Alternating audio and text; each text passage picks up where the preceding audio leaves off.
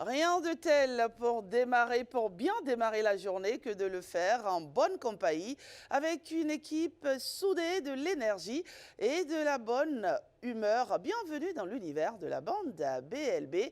Ici, on ne se contente pas de suivre l'actualité, on la décrypte, on la questionne et surtout on la met à votre portée. Envie de comprendre les faits marquants de l'actualité, envie de rester connecté à ce Bénin qui bouge, qui innove et qui inspire. Alors installez-vous confortablement, ne bougez surtout pas. L'émission démarre maintenant.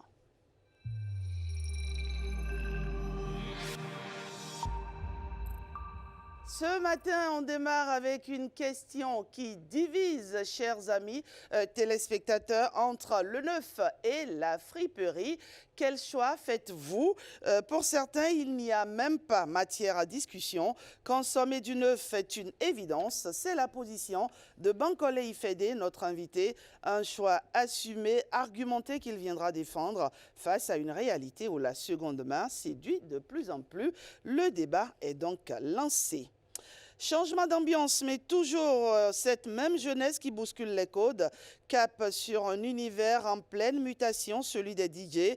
Longtemps perçu comme un milieu masculin, il s'ouvre aujourd'hui à de nouveaux visages. Des jeunes filles et femmes passionnées se forment, prennent leur place et imposent leur style. Une initiative leur est dédiée avec un prime, une immersion dans le breakdance. Nous en parlons avec l'un des organisateurs. Et sur cette matinale, retour à nos habitudes et à ce qui remplit nos assiettes ces jours-ci. La mangue, elle s'impose partout, sur les étals, dans nos cuisines, dans nos envies. Difficile d'y résister, mais derrière ce plaisir largement partagé, une question s'invite: consommer sans modération, est-ce vraiment sans conséquence? Le nutritionniste Patrick Zinvedo viendra nous éclairer. Dans l'entretien du jour, nous évoquerons la question du travail domestique non rémunéré qui reste un pilier invisible de notre société. À l'occasion d'un atelier de plaidoyer réunissant plusieurs acteurs, le sujet refait surface avec insistance. Reconnaissance, valorisation, justice sociale. Nous ferons un focus nécessaire sur une problématique qui dérange autant qu'elle interpelle. Voilà donc ce qui vous attend ce matin, chers amis de la bande ABLB. Restez avec nous, ne nous quittez surtout pas. C'est un 9h, c'est la tranche horaire d'antenne que nous couvrons. Et déjà, nous vous souhaitons de passer une excellente matinée en compagnie de la bande ABLB. Voici pour vous tout de suite Génial Afouda Moussi Agboka dans le bulletin d'information.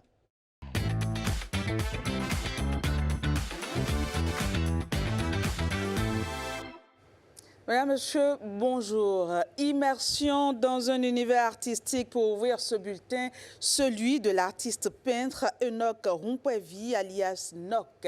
Décédé il y a maintenant 7 ans, Noc a laissé derrière lui une production artistique dense, caractérisée par une approche hybride, mêlant peinture et sculpture. Découverte d'une exposition consacrée à son travail avec Macleod Adam Osori, Jacob Tochoedo et Elvaïs Balogun. Regarde. À peine la porte de cette galerie s'ouvre à nous que déjà une atmosphère particulière s'installe. Ici, le temps semble ralentir et chaque pas une invitation à la contemplation. Nous exposons Noc dans l'exposition intitulée Au-delà de l'instant. Le parcours s'ouvre comme un récit entre ces sculptures qui dialoguent entre elles pour raconter une histoire faite de mémoire et de tradition. Il utilise de l'argile, il utilise également de la terre cuite et également de palettes. Palette qui est beaucoup plus utilisée dans la cuisine en Afrique chez nous ici.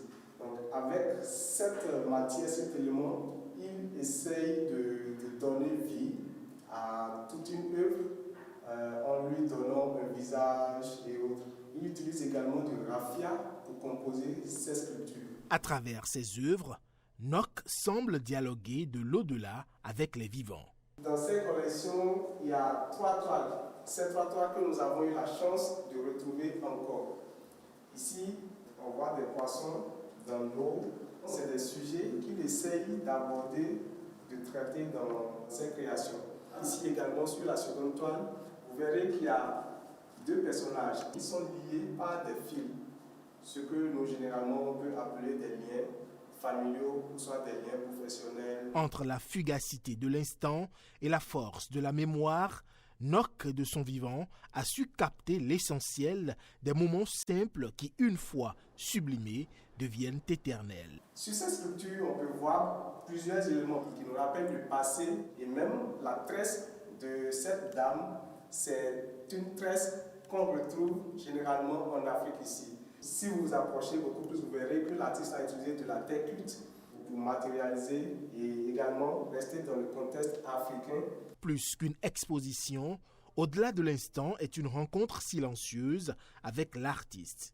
Une traversée entre le visible et l'invisible, le présent et l'éternité, au-delà de l'absence, au-delà du temps. Campagne ciblée de vaccination contre la poliomyélite au Bénin. Plus de 2 500 000 enfants âgés entre 0 et 5 ans sont concernés dans les différents départements. Une opération gratuite et sécurisée qui vise à protéger la génération future contre une maladie invalidante. Le lancement au plan national a eu lieu au stade communal de Sakété. Calvado Aronouf et Yves-Patrick Loco pour les détails.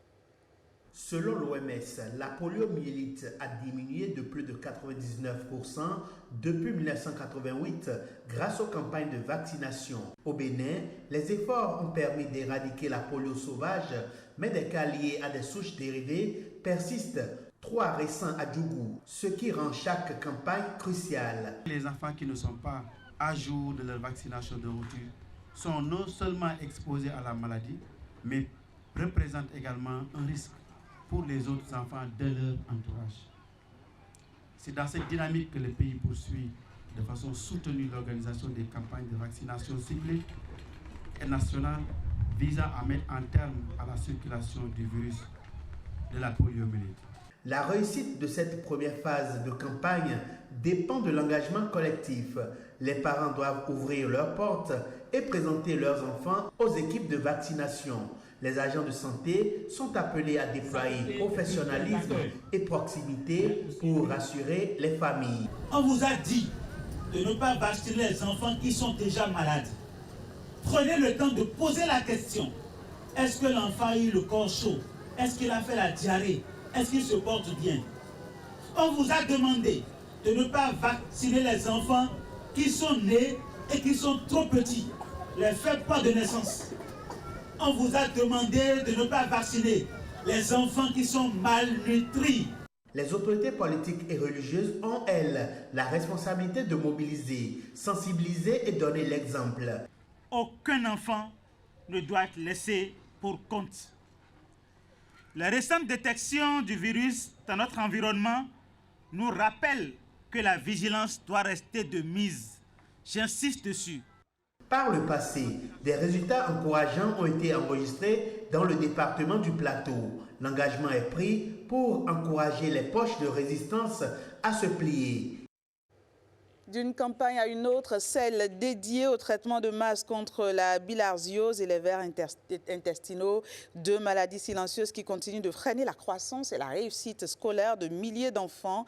À travers cette campagne, eh bien, le gouvernement veut œuvrer pour inverser la tendance. Heureuse Dalandé pour les détails. Ils sont discrets, mais leurs conséquences sur la santé et la scolarité des enfants sont bien réelles. La bilharziose et les vers intestinaux, ces maladies liées à l'eau insalubre et à l'hygiène, touchent encore de nombreux enfants au Bénin. La bilharziose, c'est une maladie parasitaire. Le signe le plus fréquent qu'on connaît, c'est que les enfants urinent et dans les urines, on voit du sang. Mais il y a aussi d'autres signes comme les douleurs abdominales et les enfants aussi, le sang peut apparaître dans leur matière fécale. Le foie de l'enfant peut augmenter de taille, de même que sa rate. C'est une maladie qui, si ce n'est pas traité, peut donner des complications comme l'anémie, la malnutrition et aussi des complications graves comme la stérilité à l'âge adulte et parfois les cas de cancer de la vessie. Face à cette situation, le gouvernement béninois décide de traiter de façon gratuite près de 2 millions d'enfants âgés de 5 à 14 ans. Nous sommes dans 11 départements pour la bilharziose et dans ces 11 départements, les gens vont bénéficier du traitement dans 52 communes. Et en ce qui concerne les vers intestinaux, ce serait dans 26 communes. Pourquoi les enfants de 5 à 14 ans? C'est généralement ces enfants qui ont l'habitude d'aller s'amuser. Notre ambition au ministère de la Santé, c'est d'ici 2030 que nous puissions avoir la certification que ces deux maladies sont éliminées au Bénin. Afin de garantir le succès de cette campagne nationale de traitement de masse, les autorités sanitaires misent sur une mobilisation générale pour offrir aux enfants une meilleure santé et de meilleures chances de réussite à l'école. La lutte contre le paludisme est également au cœur de cette édition. Ian Mayami, ancien joueur de la NBA, transforme le parquet en espace d'engagement citoyen. Aux côtés de basketteurs locaux et d'acteurs de la santé publique, il utilise le sport comme moyen concret de sensibilisation et de prévention afin de toucher la jeunesse autrement et rappeler l'importance des gestes de protection contre cette maladie. Hugues Souzounon pour les détails.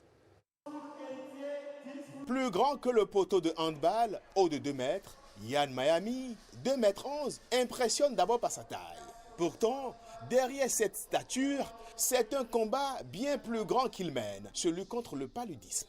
Dans nos foyers, chez nos amis, c'est quelque chose qui est omniprésent.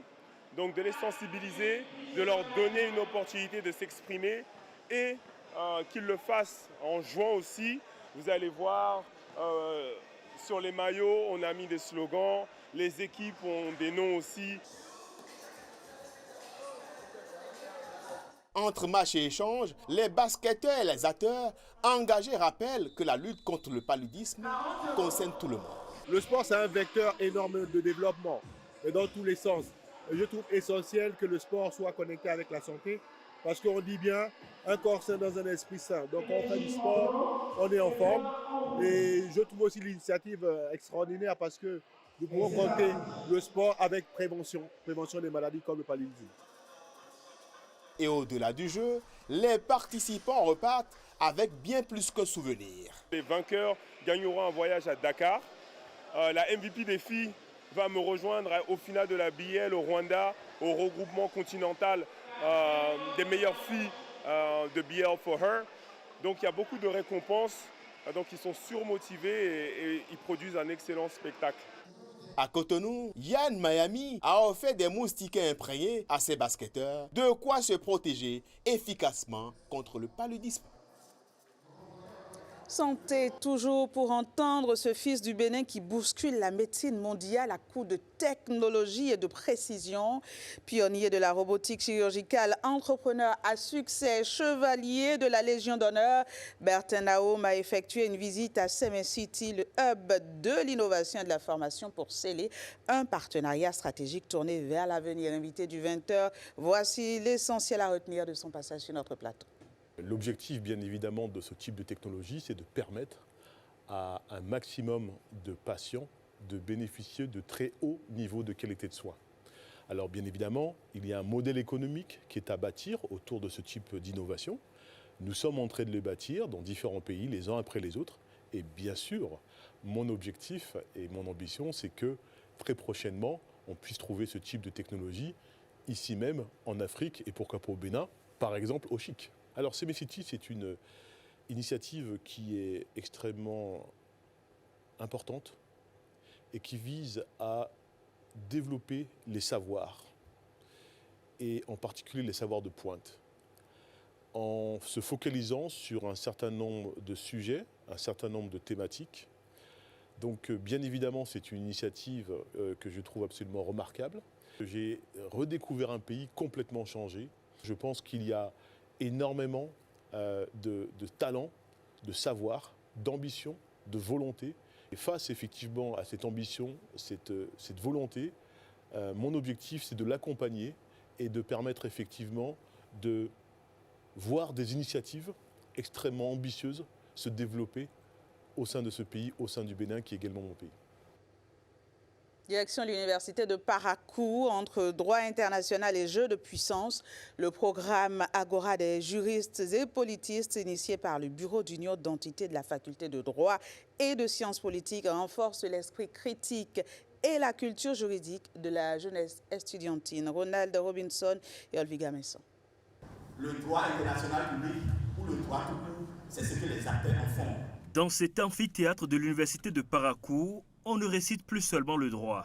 On le confronte à la réalité du monde. Au cœur des échanges, la politique étrangère de Donald Trump face aux normes du droit international public. Il y a une nouvelle dynamique au sein de la faculté de droit et de sciences politiques. C'est une thématique d'actualité et qui permet aux enfants de voir au-delà de ce qu'ils entendent déjà dans la presse, de confronter la réalité avec le point de vue de ces experts qui ont été invités. Nous devons donner la priorité aux intérêts de notre État. Comprendre avant de condamner, décrypter avant de s'indigner, une approche qui révèle une réalité. Sur la scène internationale, les règles existent, mais leur application reste inégale. Le droit international public est basé d'abord sur le respect d'un certain nombre de principes, l'interdiction des menaces, l'interdiction du recours à l'emploi de la force. Si ce n'est pas le Conseil de sécurité des Nations Unies qui vous en donne, je vais dire, l'habilitation, pourquoi aujourd'hui on constate que les États-Unis ne respectent plus ces normes internationales du droit international public. Donc c'est tout cela qui a fait l'objet de débats. Que vaut le droit face à la puissance? Pour ces jeunes juristes, la réponse passe aussi par une Afrique plus unie, capable de peser dans le débat mondial. On ne juge pas la politique étrangère de Donald Trump, mais on doit découvrir la cause de cette politique. À Parakou, le droit ne s'apprend plus seulement. Il se discute, se questionne et se construit. Car demain, ce ne sont peut-être plus les puissants qui feront les règles, mais ceux qui auront appris à les défendre. On en vient à cette session ordinaire de l'Assemblée consulaire de la Chambre de commerce et d'industrie du Bénin, la toute première de l'année 2026. C'est Parakou qui a abrité cette rencontre statutaire de l'institution consulaire. On fait le point avec Aziz Alagui. Réunis en session statutaire, les élus consulaires vont examiner et arrêter les comptes de l'exercice écoulé ainsi que le rapport de gestion. Au-delà de ses obligations, la CCI Bénin réaffirme son rôle central d'interface entre l'État et le secteur privé. Cette mandature s'inscrit dans un contexte national marqué par une nouvelle ambition, une nouvelle orientation et une nouvelle exigence impulsée par la vision et le projet de société du nouveau président de la République qui trace une voie claire vers la transformation structurelle de notre économie. Dans cette dynamique, la Chambre de commerce et d'industrie du Bénin est appelée à se repositionner, à se réinventer et à jouer pleinement son rôle de catalyseur du développement du secteur privé. Un nouveau cap est fixé. La CCI Bénin est attendue à un niveau élevé de performance pour accompagner efficacement la nouvelle vision, celle d'un Bénin de splendeur. Cette session de reddition de comptes qui se tient ce jour à bonne date témoigne du sérieux des organes dirigeants de l'institution consulaire et de la crédibilité des acteurs qui les animent. Au-delà de cette session de reddition de comptes, je vous invite à vous projeter dans la nouvelle dynamique d'intervention de l'État dans notre écosystème entrepreneurial. Je voudrais maintenant recommander avec insistance à votre institution et au regard des exigences de gestion qui sont de mise ces dernières années dans notre pays, l'observation sans faille des principes fondamentaux d'une bonne gestion des ressources et de l'orthodontie financière. Forte de son réseau de plus de 200 000 entreprises, la CCI Bénin entend jouer pleinement sa partition pour dynamiser en continu l'économie nationale. Voilà, c'est la fin de ce bulletin. On espère que vous avez aimé. Rendez-vous demain, Rachida, c'est à vous. Eh oui, le rendez-vous est déjà pris. Merci, génial. On vous souhaite de passer une excellente matinée. Vous le savez, ici, chaque matin, l'actualité prend du sens et surtout du relief. Merci de vous connecter à nous tous les matins. C'est ça l'esprit BLB. Informer, comprendre et surtout aller plus loin dans l'analyse. Et on enchaîne à présent avec les faits marquants de l'actualité culturelle.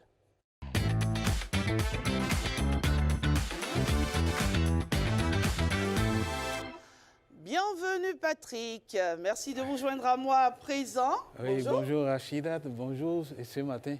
Ça va très bien. Oui. Alors, aujourd'hui, en écho à la Journée mondiale de la sécurité et de la santé au travail, vous avez choisi de rendre hommage, n'est-ce pas, aux victimes d'accidents professionnels. Oui, hommage aux victimes d'accidents professionnels. Ces victimes d'accidents que nous banalisons parfois. Mais nous allons leur rendre hommage en disant de faire attention. Lorsqu'on sort de chez soi, faire très attention. Mais nous suivons quand même cet élément, ce petit élément qui nous parle de cette journée, la journée de la sécurité et de la santé au travail. On y va. Journée mondiale de la sécurité et de la santé au travail. Elle a lieu chaque année le 28 avril. C'est une journée lancée par l'OIT, l'Organisation internationale du travail, pour promouvoir la prévention des accidents du travail et des maladies professionnelles dans le monde. Quelques chiffres de l'OIT. 2,78 millions de décès liés au travail chaque année dans le monde. 374 millions d'accidents du travail non mortels par an. Au Bénin, c'est la CNSS qui s'occupe des accidents du travail. La CNSS, c'est la Caisse nationale de sécurité sociale. Elle couvre les accidents du travail, les maladies professionnelles, les prestations familiales et les pensions. Alors, comme chiffre, sur les 5 dernières années, la CNSS a enregistré 5 786 accidents du travail, dont 2 700 accidents de la route. Près de la moitié des accidents du travail au Bénin sont donc des accidents de trajet. Attention donc, travailleurs de tout secteur. Oui, attention, travailleurs de tout secteur.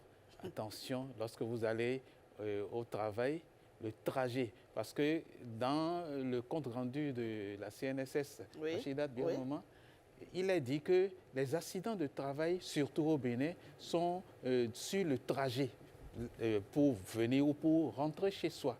Donc, c'est un peu plus ces accidents. On sait généralement comment on quitte la maison, mais on ne peut pas toujours prévoir tout ce qu'on peut vivre en cours de chemin. C'est bien cela. Exactement, oui, exactement. Vivre et subir. Oui, donc ce ne sont pas des accidents, voilà, quelqu'un a eu des produits chimiques qu'il a avalés. Ce ne sont pas ces genres d'accidents de travail, mais accidents tout au long du chemin, accidents pour pouvoir venir ou pour pouvoir rentrer chez soi. Mais vous avez tenu ce matin quand même, Patrick Diossou, à rendre cet hommage. Pourquoi? Expliquez-nous un peu. Rendre hommage aux accidentés de travail parce qu'on les oublie souvent. On se dit que ceux qui vont au travail, ils vont au travail simplement et que tous ceux qui font des accidents en allant travailler ou en retournant du travail, on les classe comme juste de simples accidentés. Or, l'accident de travail est codifié. Enfin, quand on dit codifié, c'est une manière de parler. C'est régi par des règles. C'est régi par des règles. Lorsque vous avez un accident de travail, vous êtes couvert par l'assurance. Lorsque vous faites un accident de travail, il y a des dispositions légales qui vous protègent, qui permettent que vous puissiez avoir du repos, par exemple, être soigné et avoir ce qu'il faut pour pouvoir vous rétablir et recommencer, continuer à travailler. Donc, ce n'est pas un simple accident. Ce n'est pas qu'on est sorti de chez soi un dimanche pour aller se pavaner, puis on a eu la malchance de glisser, de se fracasser le crâne. Non. Merci Patrick Diossou pour cet hommage et bravo, j'ai envie de dire ce matin à tous ces professionnels, n'est-ce pas, qui de jour comme de nuit travaillent d'arrache-pied pour construire ce Bénin qui innove, comme j'ai l'habitude de le dire, ce Bénin qui bouge et ce Bénin qui finalement inspire. Patrick Diossou. Un Bénin très inspirant, Rachida Biamama. Un Bénin tellement inspirant que la Bibliothèque nationale du Bénin, la BNB, a décidé de continuer à aider tous les Béninois, et pas seulement les Béninois, on va en parler tout à l'heure, tous les Béninois à éclore, à captiver l'attention qu'il y a sur certains faits. Quels sont ces faits? Des faits rendus par l'écrit, des faits rendus par le dessin, des faits rendus par la bande dessinée. La bande dessinée, je dirais, c'est le 6e art, et cet art qui est en train de se perdre, mais qui a encore des adeptes, des fidèles. Il y a encore des dessinateurs, des bédéistes. Il y a eu un processus lancé pour pouvoir trouver 10 personnes qui vont subir une formation ou qui ont subi une formation. Et cette formation, nous étions à la fin de cette formation, on suit cet élément qui fait un peu le point de ce qui s'est passé. Éclosion de Wedo, un atelier de formation en écriture de scénarios et de bandes dessinées. J'avais déjà une idée de ce que c'est. La formation était une occasion pour moi d'en savoir un peu plus.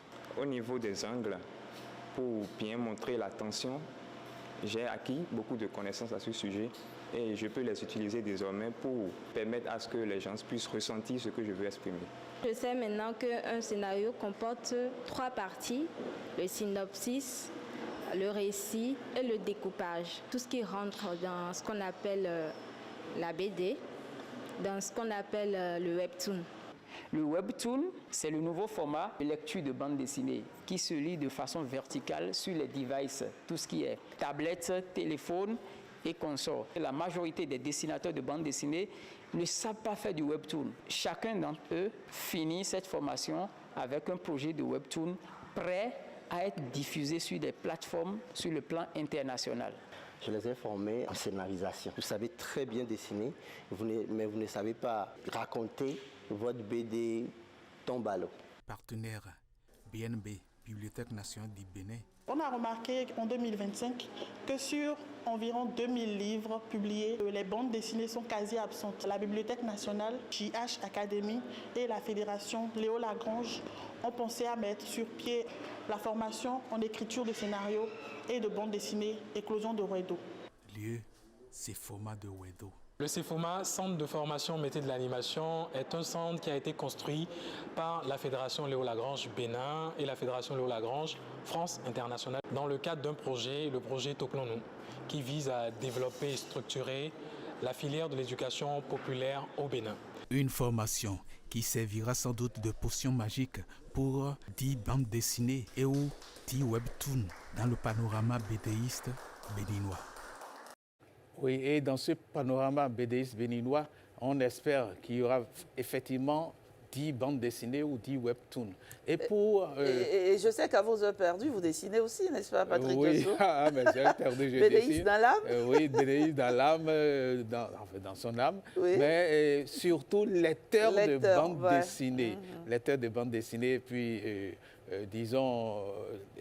téléspectateur de dessins animés. J'adore tout ce qui est dessin animé. J'adore les bandes comprends dessinées. Pourquoi vous gardez toujours votre âme d'enfant. Oui, c'est la meilleure âme à garder. Exactement, je suis d'accord. Alors, on va poursuivre maintenant et parler d'un événement majeur. Bon, un événement majeur, c'est un événement qui nous permet de parler de Cotonou. Mais avant d'aller à l'événement, il y a toujours pour ce premier événement, il y a cette dame qu'on devait recevoir qui va nous parler de cette formation que la Bibliothèque nationale a mise au point, de ces petits contours de la formation. On la suit. On est parti du constat selon lequel il y a une grande évolution de l'univers de la littérature jeunesse. Il y a des grandes avancées, l'univers graphique et tout ça. Au Bénin également, il y a des avancées au niveau du cinéma, de la bande dessinée et tout le reste. Malgré ça, on remarque qu'il y a une faible professionnalisation des acteurs de ce domaine-là. Donc c'est de ce constat qu'on est parti. Il y a eu un appel à candidature qui a été lancé sur Internet. Il fallait présenter un CV, une lettre de motivation, un portfolio. Donc ensuite, il y a l'équipe, les profs, les professeurs. On a mis sur pied une grille de notation. Et on a noté, on a sélectionné les meilleures productions. Nous avons sélectionné 10 jeunes en tout. Déjà, l'idée, c'est de leur donner les bases de l'écriture de scénarios adaptés à la bande dessinée.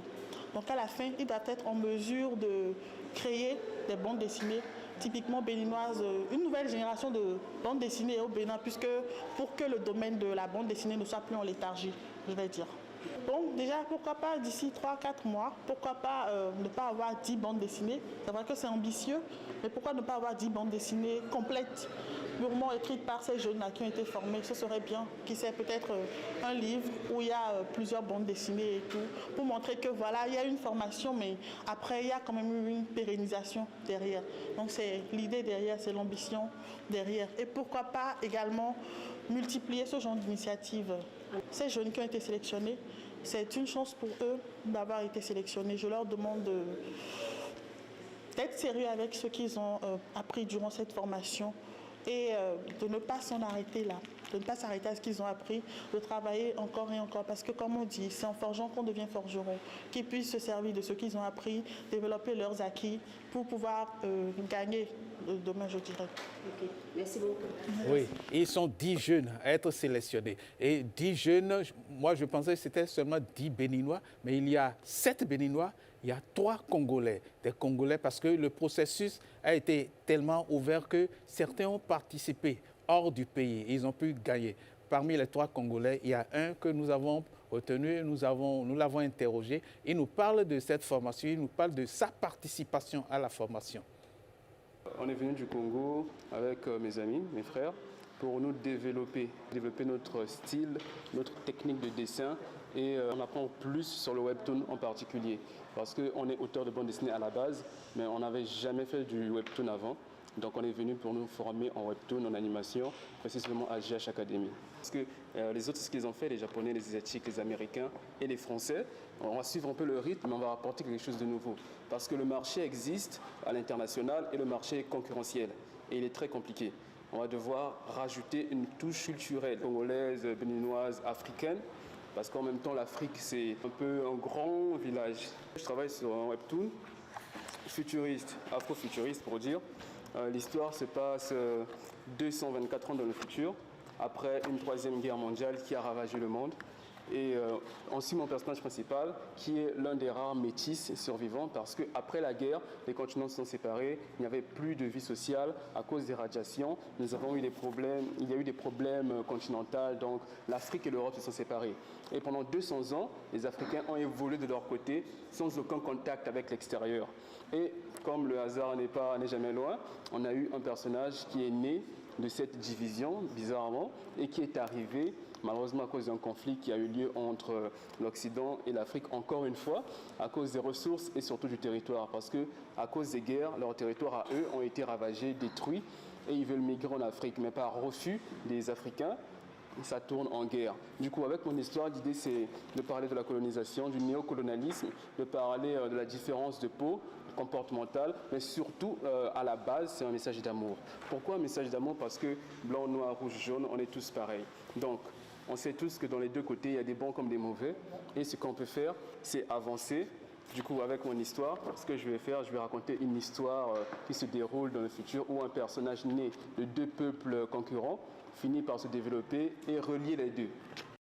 Oui, un personnage né de 2 peuples qui finit par relier les 2 peuples. Voilà, on a fini avec cette formation, une formation qui a permis à 10 jeunes de se performer, de devenir, je dirais carrément, des professionnels de la bande dessinée et du webtoon.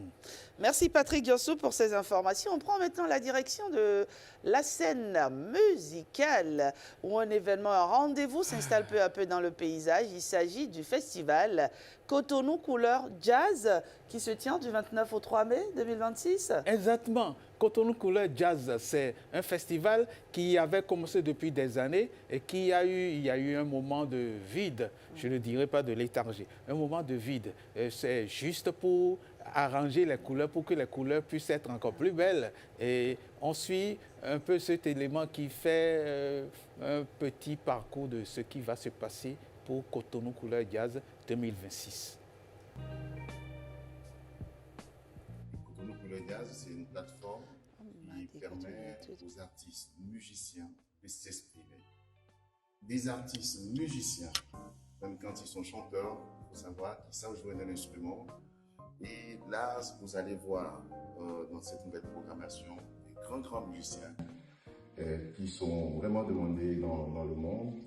Et je donne l'exemple d'un grand bassiste camerounais qui s'appelle Etienne Mbappé. Puis le deuxième jour, le 19, il y aura Achille Ouattara, qui est un excellent bassiste de jazz, Sandra Kaké, et puis il y aura Henri Dikongué, qui sera là aussi avec sa guitare et sa belle voix. Nous avons 3 jours, 2 jours à l'Institut, le 18 et le 19 à l'Institut, Et puis, le dernier jour, le 20, nous serons à Sikekodi. Cette année, on travaille avec Togo Jazz Festival. Donc, les artistes qui sont programmés ici iront jouer à Lomé. Ceux qui sont programmés à Lomé viendront jouer à Cotonou. Mais l'objectif à moyen et long terme, c'est de pouvoir travailler avec le Burkina, avec la Côte d'Ivoire, avec le Festival de Jazz de Saint-Louis, par exemple, où vraiment on aura un fil conducteur dans la sous-région où les artistes pourront faire 4, 5, 6 dates dans différents pays. Les ingénieurs de son auront 2 masterclass le vendredi, ici à l'Institut français, et le dimanche à la place du bicentenaire. Donc les personnes qui sont intéressées peuvent nous contacter au niveau du festival pour avoir un peu plus d'informations. Et on espère que vous serez nombreux avec tout le public de Cotonou et des environs. Merci. Aujourd'hui, être avec John Acadius, l'Institut français, sur Cotonou Koula Jazz, c'est une fierté. Et j'aimerais juste inviter les musiciens, les techniciens à être là pour apprendre quelque chose. Et surtout le public à venir pour découvrir d'autres choses et que ce qu'ils ont l'habitude d'écouter sur les ondes d'aujourd'hui, sur les télévisions d'aujourd'hui, de vivre la musique.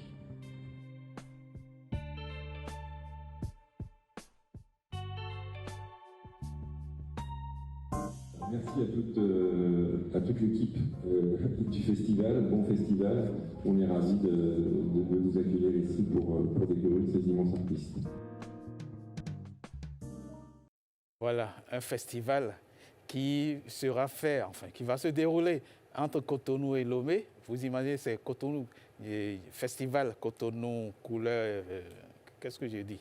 Festival Cotonou couleur jazz, oui, c'est bien ça, mais c'est Cotonou couleur jazz et Lomé couleur jazz en même temps. Et nous sommes à Cotonou, mais nous irons à Calavi pour parler toujours de musique avec notre invité, Sylvain. Bonjour. Bonjour, monsieur. Bonjour, alors, et Sylvain, c'est le projet Obirin qui signifie femme. Mais ce projet a changé un peu de style cette fois-ci. Obirin, c'est le projet qui fait danser les femmes, mais on ne va pas seulement faire danser les femmes maintenant. Comment ça va se passer? Bon, déjà, je vous remercie pour l'invitation. Obirin a évolué, puisque un projet ne peut pas rester au même niveau dans le temps. Oui. Donc, on a pensé cette année d'ajouter l'aspect DJing. Déjà que dans notre domaine, le hip-hop, ou bien l'art urbain, ou bien la danse urbaine, on a remarqué qu'on a besoin des DJ et des MC et tout. Oui, oui. Avec donc, le temps, DJ Disc Joker, oui. Voilà, Disc Joker, les MC qui animent les événements dans le monde urbain, je veux dire les battles et tout. Oui. Donc du coup, maintenant, on n'a pas ce genre de femmes qu'on peut placer derrière les platines qui peuvent vraiment mixer les sons pour faire danser. Bon, on en a quelques-unes, mais il n'y a pas. Il n'y a pas assez. Dans le domaine, il n'y a pas au Bénin. Oui. Précisément dans le hip-hop, dans le breakdance, il n'y a pas. Il n'y a pas. Il n'y a pas. Pour animer des battles, il n'y a pas. Dans l'optique, vraiment, je remercie la coopération suisse pour l'accompagnement. C'est grâce à eux qu'on a pu démarrer cette formation depuis 2 semaines. On a pu 2 semaines, acquérir... c'est du 18 avril, je crois. Oui, jusqu'à juin. Jusqu'en juin. Oui. Et le 4 juillet, il y aura le battle international danse et DJing. D'accord. Donc l'idée vraiment de cette formation, c'est leur donner les matériels puisque ça coûte cher. Donc on a dû s'en procurer, on a dû payer les matériels qu'il faut, les platines, les casques, tout en 3-3-3, pour permettre à ces filles-là de suivre cette formation avec des DJ professionnels qui viennent leur donner de leur technique et de leur expérience aussi. Donc, elles ont déjà commencé la formation. Commencé déjà, oui. Et la formation a lieu où exactement? C'est à Boumé-Calavi, au centre de jeunes loisirs de Calavi. Oui. Donc, vous attendez qu'elles finissent, qu'elles deviennent des DJ. Mais est-ce qu'en même temps, elles vont danser tout en jouant sur les platines? Merci pour la question. Déjà, c'est un festival dédié à la danse au départ. Oui. Et on aura des danseuses qui viendront du Togo, 4 danseuses du Togo, les meilleures danseuses du Nigeria, des danseuses du Bénin, du nord au sud. J'ai aussi invité des danseuses, professeurs de danse qui viendront de la France. Et d'autres qui viendront aussi de l'Allemagne aussi, comme juriment de judo. C'est un événement qui rassemble vraiment que des femmes. Oui. Moi, je suis un homme, mais moi, j'ai quand même envie d'apporter plus côté féminin parce qu'on n'a pas... Vous êtes DJ aussi Non, je suis danseur chorégraphe. Mais pourquoi avoir précisément choisi ce métier? Pourquoi avoir précisément choisi de former des jeunes filles au métier de DJ? Oui, comme je disais, étant donné que je suis danseur et que j'organise des événements depuis 2015, que je suis dans l'organisation, on n'a jamais remarqué qu'il y ait des filles qui peuvent mixer pour des battles breakdance ou hip-hop. On n'a pas beaucoup. Moi, par exemple, l'année passée... C'est pour former en fait cet alliage-là. Voilà. Pour avoir des filles qui peuvent mixer dans ce domaine de la danse hip-hop, le breakdance, qui monte, qui est même actuellement un sport, qui a été aux Jeux Olympiques de Paris l'année passée et qui va revenir, je pense, il y a les fédérations dans ce domaine-là. On en a reçu ici sur ce plateau, c'est un sport, c'est une danse, mais c'est un sport. Aussi, oui, ça, l'aspect sport ça aussi. demande beaucoup d'énergie. Franchement, j'ai voulu m'essayer par ici, je n'ai pas pu. Je suis déjà vieille pour ça. On est assez vieux pour ça. Est-ce qu'on est assez vieux pour faire du sport? Non, ça dépend. Mais il fallait le voir ici, ce jour. C'était beau à voir. En tout cas, c'est un beau sport. C'est une très belle danse. Et donc, est-ce que vous sentez qu'il y a de l'engouement? Les filles, elles sont vraiment intéressées par ce côté de la chose? Danse et DJing, je dirais oui. Seulement qu'on a remarqué que nos filles qui sont à Cotonou ont du mal à venir à Calavi, se disent que c'est trop loin, alors que nous, on vient à Cotonou pour tout ce qu'on fait. On a quand même une dizaine de filles qui sont inscrites. Et il y a 8 qui ont commencé. Qui sont encore là. Donc, il y a une qui est présente là maintenant, qui suit la formation. Donc, voilà, donc... elle monte sur les platines, les platines comme sont là. les hommes. Voilà. Et puis, elle essaye, il y a un formateur qui est là, qui les montre. Et chaque fois, on invite des formateurs ou formatrices à venir leur donner, leur former. Et 2 mois de formation. Et le 4 juillet, à l'Institut français, lors de la compétition internationale de danse, elles auront à démonter ce qu'elles ont appris durant les 2 mois, dans l'espoir qu'on trouve les 3 meilleurs, quand même, qui auront vraiment se démarquer des autres, parmi les 8 qui continuent la formation. Et je dirais que ça ne s'arrête pas là, ça ne s'arrête pas seulement au festival. Moi, tout ce qu'on fait dans notre association Connexion Fondamentale, tous nos projets, il y a toujours un après. Un avant, l'événement et un après. Et l'après, c'est quoi? L'après, c'est de maintenir la formation en DJing et en danse, puisqu'on forme une trentaine de jeunes dans notre centre, le centre des jeunes loisirs à Calavi. On forme une trentaine de jeunes gratuitement. On les prépare pour des projets. Nos projets, des projets dans le Bénin, dans l'Afrique de l'Ouest et en France et dans le monde, je dirais.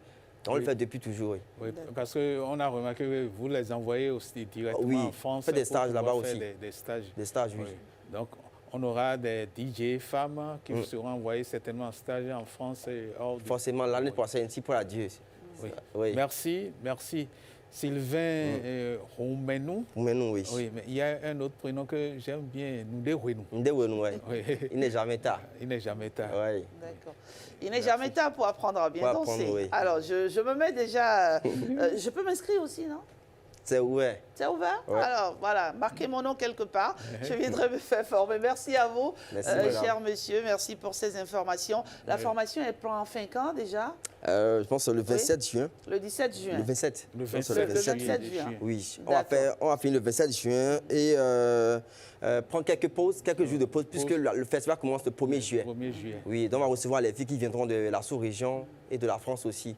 Le 2, il y a des workshops, des ateliers dans notre centre, à l'Institut français, le 3 et le 4, il y a la compétition internationale à l'Institut français. Très bien. Oui. On sera là pour couvrir tout ça, on sera là pour assurer le service après-vente, n'est-ce pas? Oui, Patrick Diossou. Je voudrais bien aller voir les filles sur platine déjà pour leur formation. Et bon, on verra bien comment passer pour les voir en train de platiner. Bien sûr. Merci Patrick, merci à vous Monsieur Roumenou. Et merci à vous aussi chers amis téléspectateurs d'être devant vos petits écrans depuis 7 heures. Votre fidélité, vous le savez, nous honore. Et c'est ici qu'il faut être tous les matins quand il sonne 7 heures. Et vous le savez, c'est du lundi au vendredi. On va à la pause, on se retrouve juste après.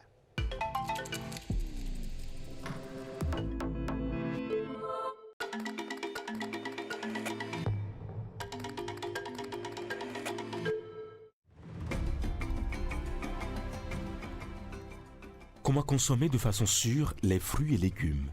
Avant de manger des fruits ou des légumes crus, assure-toi de bien les laver avec de l'eau propre et un désinfectant. comme Aquatab.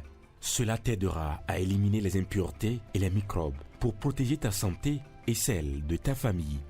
Bien laver tes fruits et légumes, c'est le premier pas pour les consommer en toute sécurité et éviter les maladies. Les fruits comme les bananes et les tomates se conservent à température ambiante.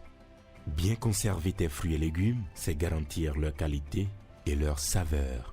Consommer des fruits et légumes crus ou cuits, c'est une excellente habitude pour ta santé. Mais attention à la cuisson. Ne les fais pas cuire trop longtemps car tu risques de perdre une partie de leurs vitamines et minéraux. Les légumes crus comme les tomates et les oignons sont délicieux et pleins de bienfaits pour ton corps. Manger des légumes crus ou légèrement cuits, c'est plein de vitalité. Prendre soin de la préparation et de la conservation des fruits et légumes, c'est prendre soin de toi, de ta famille et de ta santé à long terme. Ceci est un message de l'Agence nationale de l'alimentation et de la nutrition, ANAN.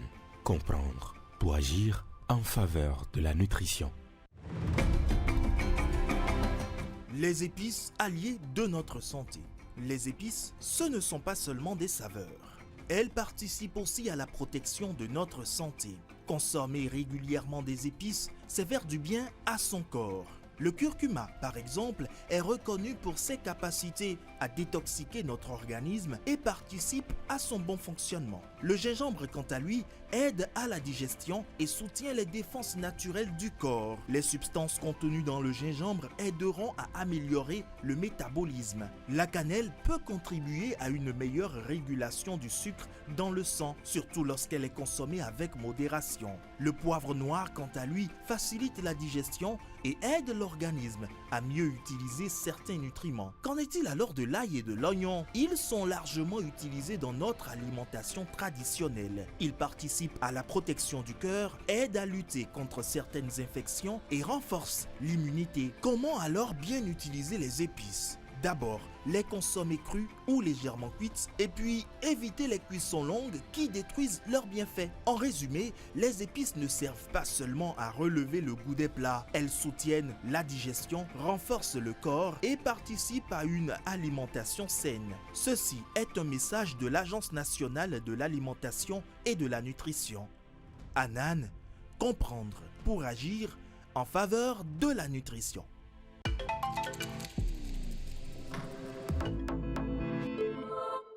À la signature. Si quelqu'un va rentrer en conscience, il sait que la route est balisée totalement.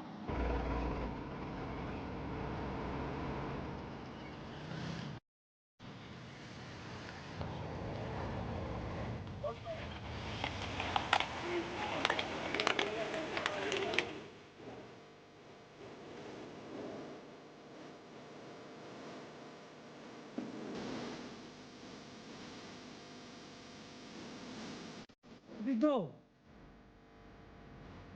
Mais ça peut vraiment être pénalité.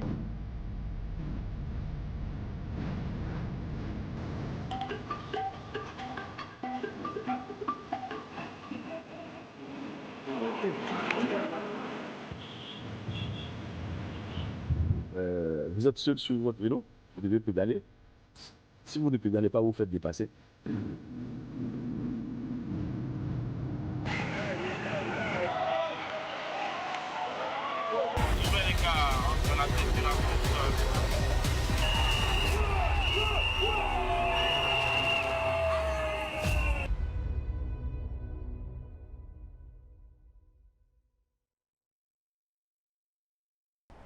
Allô?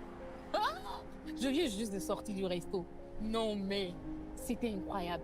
Le décor, les lumières, le dessert.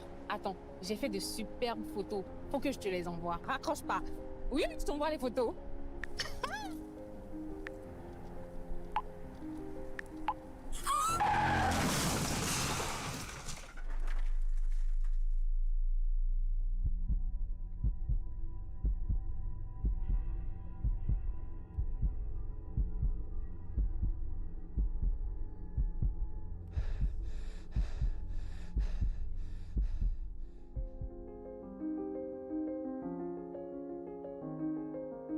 Ensemble disons oui au port de casque Stop à l'excès de vitesse, à la distraction au volant et à l'alcool avant le volant. Voilà, merci pour ce message important qui nous rappelle, on va dire tous, à l'ordre, pas de téléphone au volant, on ne cessera jamais de le dire. Et sur la route, hein, nous devons prendre soin les uns les autres parce que si je suis concentrée, si je suis précautionneuse, c'est que forcément je veille sur les autres et nous veillons les uns sur les autres. Ouvrons maintenant, chers amis téléspectateurs, notre page entretien. Vous l'avez compris, on passe à l'échange. Ce matin, on s'arrête sur une question de fond, le travail domestique non rémunéré entre invisibilité et enjeux de société.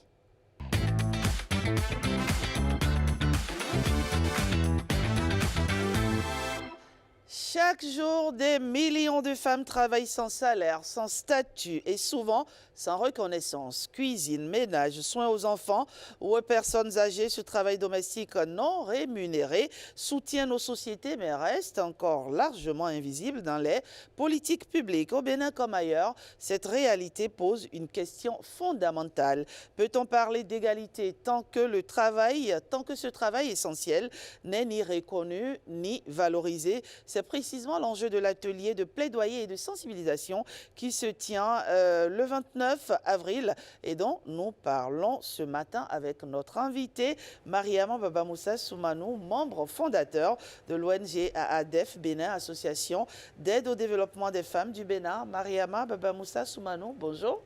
Bonjour, madame le journaliste. Merci de nous rejoindre sur ce plateau. Je rappelle que il y a tellement de titres à votre actif que je ne saurais tout.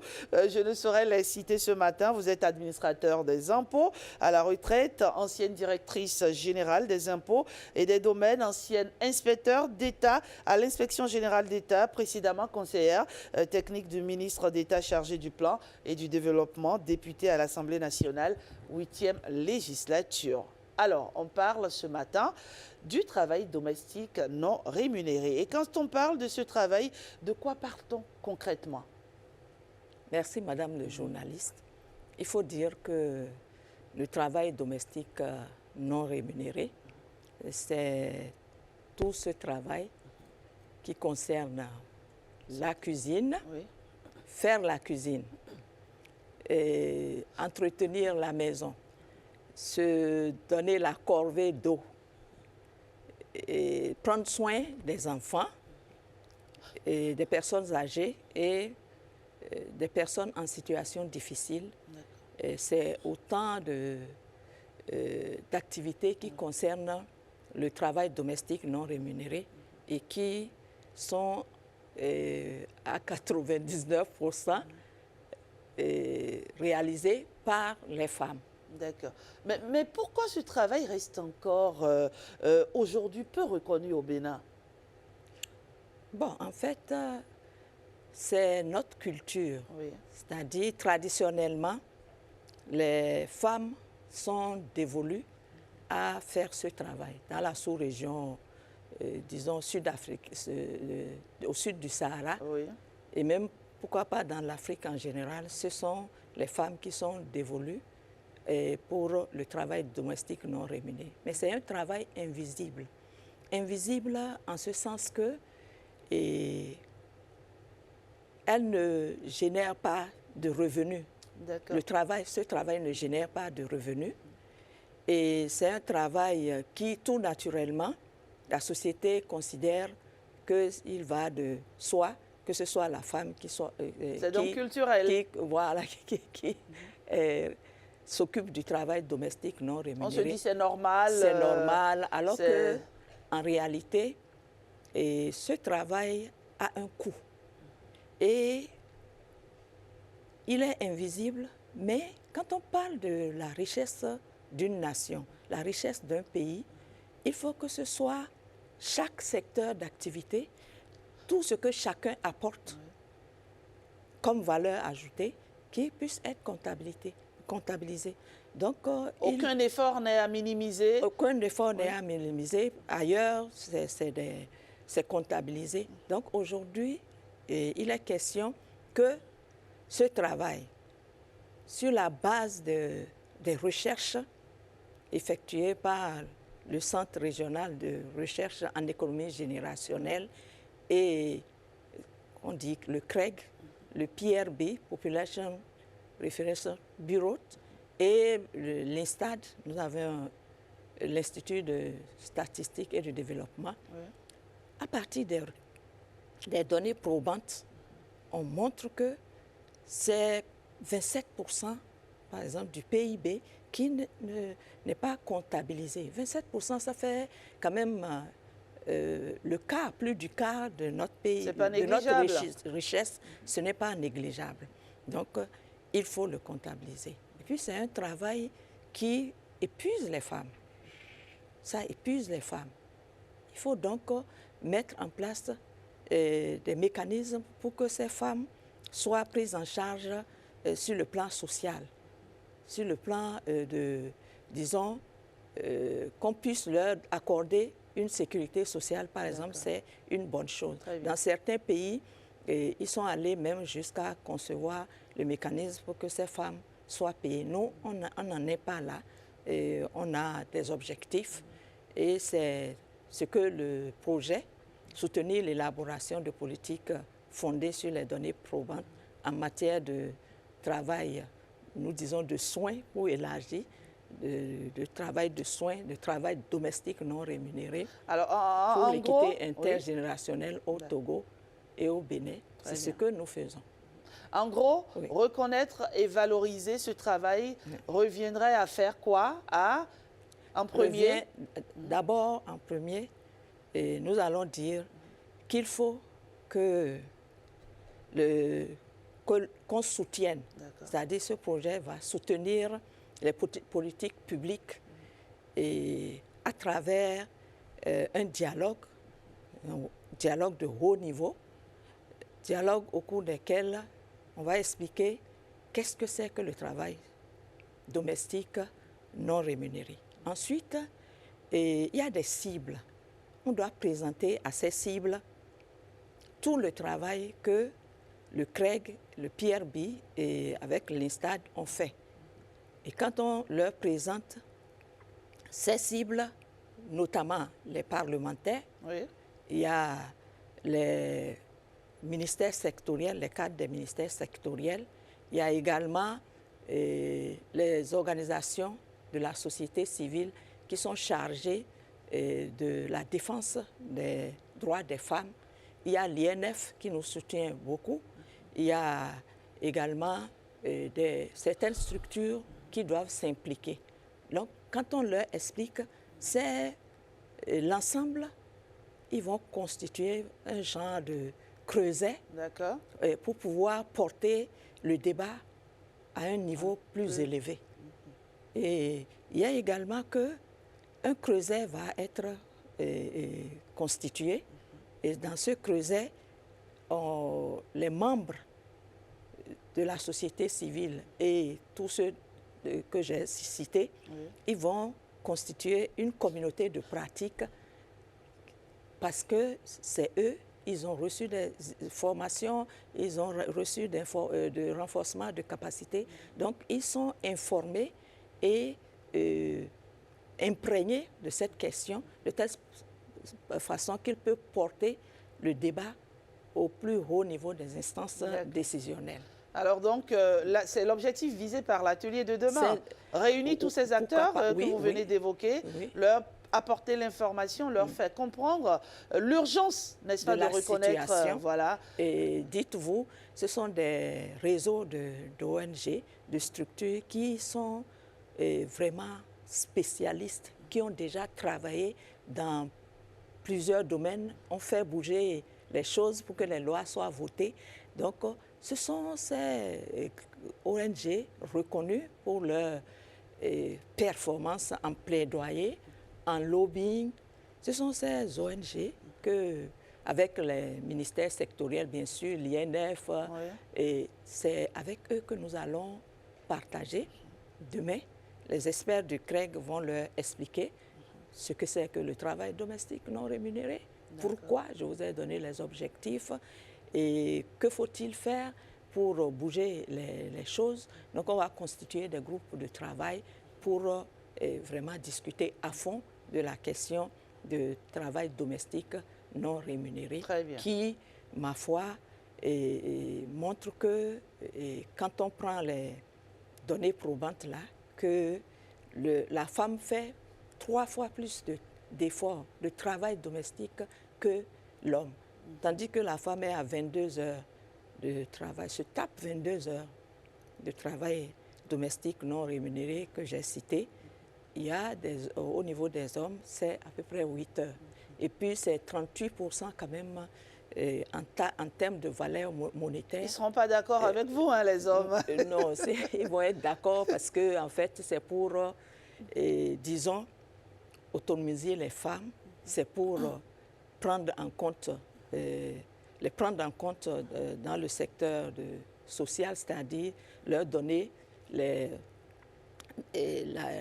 la sécurité sociale. Donc, c'est pour le bien-être de la famille, c'est pour le bien-être de la communauté, c'est pour le bien-être des femmes, nos sœurs, c'est pour leur bien-être. Dans cette reconnaissance-là aussi, les hommes jouent un rôle. Bien sûr, c'est pourquoi tout à l'heure, je vous ai dit, 22 heures, pour les femmes se tapent 22 heures de travail domestique, alors que les hommes sont à 8 heures. Dans les 27% de PIB ULID, il y a les hommes qui font 8% et puis les femmes sont à 19%. Donc c'est important et le travail domestique non rémunéré empêche l'évolution des femmes. C'est un handicap, un frein à l'évolution de la femme, autant sur le plan professionnel et sur le plan politique, et sur le plan économique.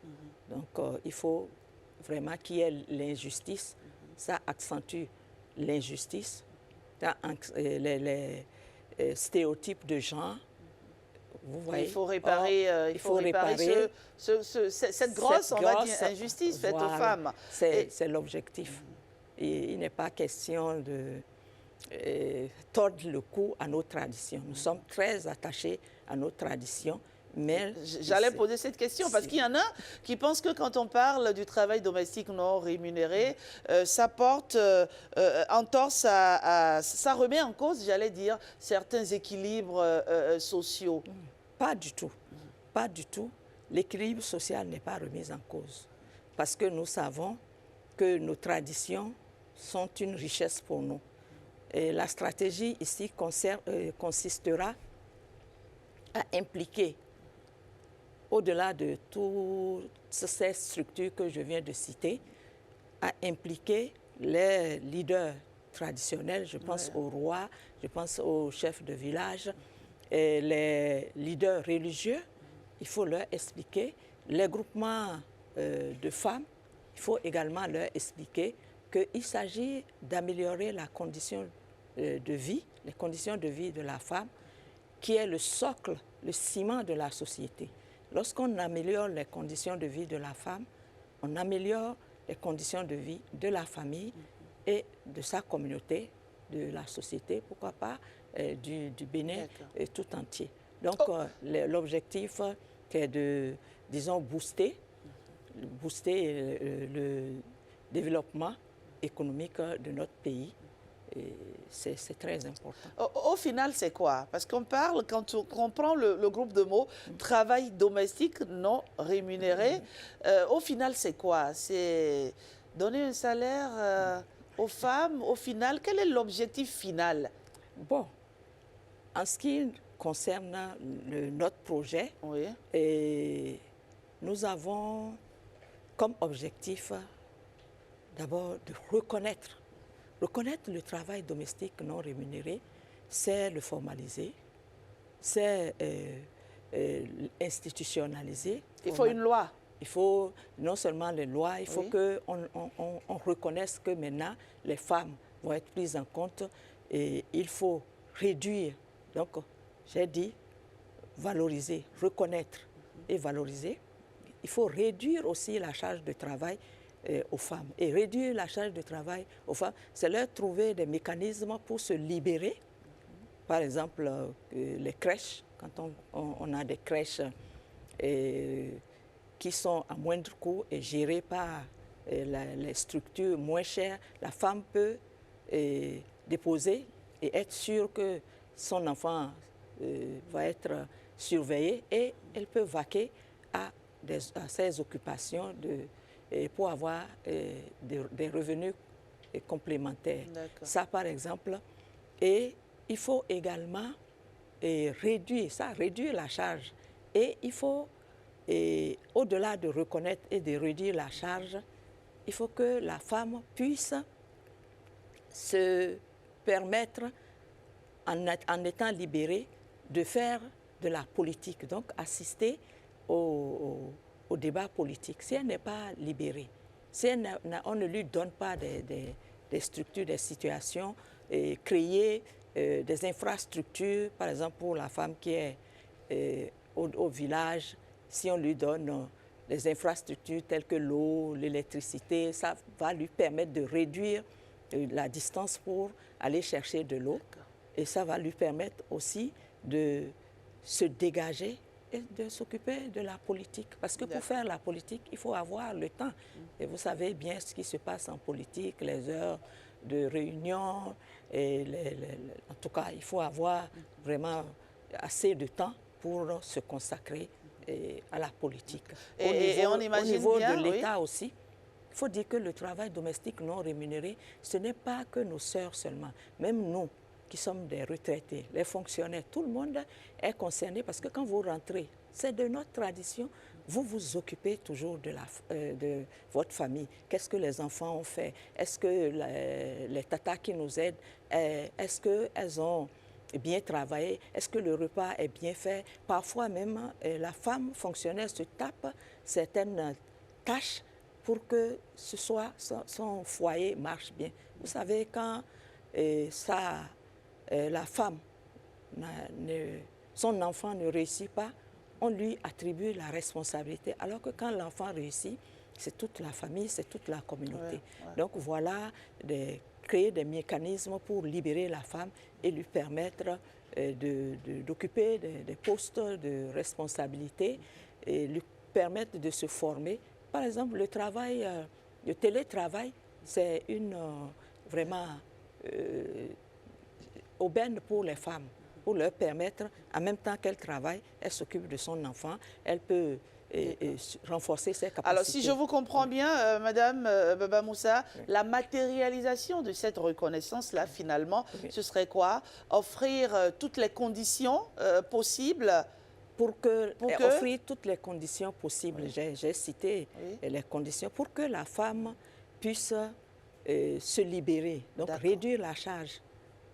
C'est se libérer et faire de la politique, se libérer et faire ses activités génératrices de revenus, se libérer et faire la politique, renforcer ses capacités pour connaître l'évolution au plan professionnel. D'accord, c'est clair. Et on imagine que vous attendez beaucoup de l'atelier de demain, n'est-ce pas? Oui, l'atelier de demain, c'est une occasion pour partager avec des réseaux d'ONG qui sont très avertis et qui ont déjà mené des combats sur le plan de plaidoyer, sur le plan de lobbying, et on fait bouger les lignes. Donc, on va leur présenter vraiment ce que c'est que le travail domestique. Il y en a qui sont au courant et il y a des personnes qui font la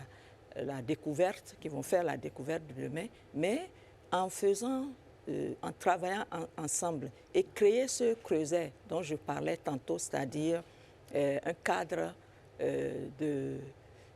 d'échange, une communauté de pratique, on pourra faire bouger les lignes parce que demain on va échanger, faire des groupes de travail pour discuter des questions de lobbying. Comment est-ce que nous allons faire pour arriver au résultat qui est vraiment... L'urgence ici, c'est s'unir pour porter ensemble ce combat. Voilà, c'est pourquoi en tout cas toutes les parties doivent se réunir et porter ce projet et qui, ma foi, connaît des avancées au niveau du travail que nous avons effectué. J'étais sur ce plateau en mai de l'année passée. Et c'était le lancement. Il faut dire, du lancement à aujourd'hui, beaucoup de choses ont été faites. Les renforcements de capacités de nous-mêmes qui portons le projet et de 10 ONG et parties prenantes de ce projet. Renforcement de capacités. Il faut dire que nous avons reçu des formations sur les techniques de communication, de lobbying, de plaidoyer. Et puis, il y a eu un atelier pour les parlementaires. Disons que les parlementaires nous ont étonnés et c'est vraiment inédit que les parlementaires du Bénin veuillent en savoir plus sur le travail domestique non rémunéré. C'est pour pouvoir l'insérer dans les lois. Les parlementaires font des propositions de loi. L'État aussi peut faire des projets de loi, mais inclure le travail domestique non rémunéré pour que, au niveau du budget, au niveau des ministères sectoriels, des lignes budgétaires soient accordées pour aider et soutenir les femmes et leur permettre vraiment de participer à l'animation de la vie publique et de l'amélioration également de leurs conditions de vie. D'accord. Il y en a qui pensent qu'on en fait toujours trop quand on parle des femmes, mais tellement de charges pèsent sur la femme, n'est-ce pas, Madame Baba Moussa? Tellement de charges. Elle doit aller au travail, elle doit s'occuper de la famille, elle doit s'occuper des enfants. Il y a tellement de choses, non pas que nous occultons le travail monumental que font aussi les hommes, mais il y a urgence en tout cas à reconnaître ce travail trop souvent banalisé, trop souvent invisible. Et qui est un poids. Je vous ai dit tantôt, en valeur monétaire, on a estimé, les spécialistes, 38% en valeur monétaire, mais 27% du PIB éludé, alors que vraiment la femme est le ciment de la famille. Et je ne pense pas que les hommes disent le contraire. La femme contribue énormément au développement économique et social de notre pays. Rassurez-nous, il ne s'agit pas de rebeller les femmes dans les foyers, dans les ménages, non. Non, ça ne va pas se passer comme pour l'égalité de la femme. Non, nous tenons compte de nos valeurs traditionnelles et culturelles. Je l'ai dit tantôt, et je suis très attachée à nos valeurs culturelles. Je suis très, très attachée parce que notre culture, nos cultures et nos traditions sont... on n'a rien à envier aux Occidentaux, mais il faut qu'on fasse tout pour expliquer. C'est très important. La stratégie doit consister à expliquer que c'est dans l'intérêt de la femme. C'est dans l'intérêt de la femme que la société civile, que le ADEF Bénin, qui est dans la coalition Craig, Pierre Bi, et Cœur solidaire du Togo et nous-mêmes, c'est pour vraiment améliorer les conditions de vie et réduire les inégalités. On ne va pas glisser sur les inégalités. Il y a de l'espoir. Quand vous entendez les uns et les autres, quand vous échangez avec eux, vous avez le sentiment qu'il y a grand espoir que ce projet aboutira? Oui, il y a grand espoir. Dès lors que nos parlementaires se sont mêlés et qu'il y a une feuille de route qui va qu'ils vont faire d'ailleurs eux-mêmes, dès lors que la société civile s'en est mêlée, l'INF, l'Institut national de la femme, nous sommes vraiment, on échange beaucoup avec Maître Bokwe, et dès lors que nous avons les ministères sectoriels, tels que le ministère des Affaires sociales, qui participe toujours à nos activités et qui participe de façon, disons, en soutenant. Il y a le ministère de l'économie et des finances aussi à travers la direction des affaires économiques, la direction générale du budget. C'est des directions qui s'occupent de la politique. C'est la DGAE qui s'occupe du PIB. Et là, le DGAE nous a dit qu'ils vont insérer le travail domestique dans le PIB. La DGAE, le DGB aussi nous a rassurés. C'est eux qui élaborent la loi de finances Et aujourd'hui, nous ne sommes pas dans un cadre traditionnel de loi de finances. Nous sommes vraiment dans un cadre de loi de finances qui tient compte des réalités, des besoins et disons des populations. Merci Mariam Ababa Moussa Soumanou. C'est un sujet, oui, c'est un sujet. Le temps a été bref. Oui, c'est un sujet tellement intéressant qu'on a envie de vous garder à toute l'émission. Mais vous le savez, c'est une matinale et c'est une question de timing. Mais je vous donne la possibilité de nous dire ceci rapidement. Après l'atelier, quelle va être la suite? Bon, après l'atelier, la suite, c'est qu'il faut poursuivre. Dès lors qu'on aura la communauté de pratique, il faut bien qu'on poursuive le travail, j'ai dit tantôt, continuer la sensibilisation, aller jusqu'aux leaders traditionnels, les leaders religieux, aller rencontrer, disons, les faiseurs, pourquoi pas les faiseurs d'opinion, les groupements de femmes, tous ceux qui peuvent nous aider. Et le socle, vraiment, ce sont ces ONG qui savent faire bouger les choses. On va se mettre ensemble et pour que vraiment ce projet porte son fruit. Et le fruit, c'est l'amélioration des conditions des femmes pour le bien-être familial. C'est également que les femmes vont participer à la politique et vont connaître des évolutions sur le plan professionnel. Rendez-vous donc demain à partir de 8h30. 8h, et ça va se passer où? Ça va se passer au Champ d'Oiseaux. D'accord. Oui, au Champ d'Oiseaux. Le cadre est agréable et ce serait une belle journée pour nous. Et nous comptons et remercions déjà les structures qui nous soutiennent, l'INF, le MASM, le ministère de l'Économie et des Finances, les organisations de la société civile. Au risque d'en oublier, je ne vais pas citer, mais toutes ces organisations et structures des ministères seront là. Merci à vous pour ce combat que vous portez, on va dire, avec brio. On va vous laisser partir, mais une question, vous aimez le cyclisme? Vous aimez le cyclisme? Le cyclisme? Vous avez déjà pédalé un vélo une fois? Mais plusieurs fois. Vous en faites à la maison ou il vous arrive... Ah non, chaque matin, quand je me réveille, la première des choses, c'est d'aller sur le vélo. Si je ne vais pas sur le vélo, il y a des exercices qu'on apprend aux personnes âgées. C'est vrai que je suis en début de... Je comprends pourquoi vous vous maintenez si bien, malgré le temps qui passe, Mariam Baba Moussa Soumanou. Allez, on ne va pas parler de vélo en salle, on va aller sur les routes. Merci. Et on va retrouver tout de suite Blaise Adanko en direct de Zayanado, précisément, de la mairie de Zayanado, pardon, où il nous parle du Tour cycliste international du Bénin, qui a été officiellement lancé hier. Blaise Adanko, bonjour. Bonjour Rachida, bien maman, bonjour à toutes, bonjour à tous.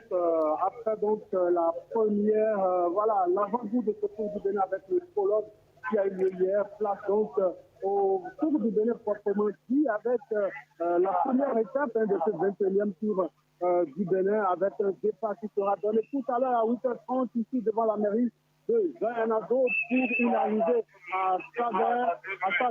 Ça fera donc 128 km. Je suis avec le directeur sportif de l'équipe de la Belgique, Monsieur Franck Deneveur. Dites-nous, quelle sera la stratégie quand même de la Belgique sur cette première étape du tour? On va essayer de essayer d'anticiper à ce qui se passe. J'espère que tout se passe bien. On va aussi essayer d'attaquer si on a la possibilité. Donc voilà, je sais aussi que l'arrivée est quand même assez difficile parce qu'il y a deux tâches dans les deux de non intégrés. Donc ça va être quand même difficile dans les virages de voir. J'espère qu'il n'y a pas de chute. Mais voilà, j'espère que tout se passe bien. Surtout, on est ici pour se battre contre les meilleures équipes africaines. Et on verra ce que ça va donner, mais on va tout donner en fait. Donc voilà. Ça, merci beaucoup, monsieur le DS. Un tout petit peu pressé parce que le départ, il y a le dernier appel par rapport au départ de cette première étape. Mais retenez quand même que le départ fictif, juste après le départ fictif ici devant la mairie de Zanando, il y a le départ réel, là où on commence à décompter le chrono. Et c'est un tour du Bénin, cette première étape qui va donc traverser Gbanamé, Kpanouyan, mais également Dassa, puis Glazoué, Tio, pour une arrivée à Savè. Ce sera véritablement une longue course, une course très difficile, comme l'ont présagé la plupart des spécialistes ici présents sur ce tour du Bénin.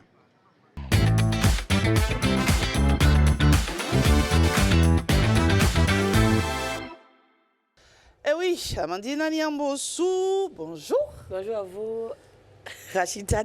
Alors, heureuse de vous retrouver ce matin. Le plaisir Il faut dire partagé, que la oui. rubrique est consacrée à une question simple, mais qui divise parfois, n'est-ce oui, pas? On va parler de le choix du neuf, oui, le choix de la friperie, voilà. Chacun fait son choix. Et on verra bien ce que ça donnera sur ce plateau bien avec sûr, notre invité, n'est-ce pas? Bien sûr, chers téléspectateurs, bonjour. Aujourd'hui, la friperie occupe une place importante dans l'habillement et particulièrement des femmes. Elle offre à de nombreuses personnes, quelle que soit sa condition sociale, une alternative à coût réduit pour s'habiller décemment. On y trouve parfois des habits de grande marque, bien connus, à des prix forfaitaires. Plus qu'un commerce, la vente des produits de friperie est devenue aujourd'hui un véritable phénomène. Plusieurs vendeuses font abondamment usage donc des réseaux sociaux pour attirer la clientèle. Mais comment est-ce qu'un vêtement de seconde main peut-il devenir une option? Je vous invite à suivre ce reportage signé Saint-Tiche Quincon.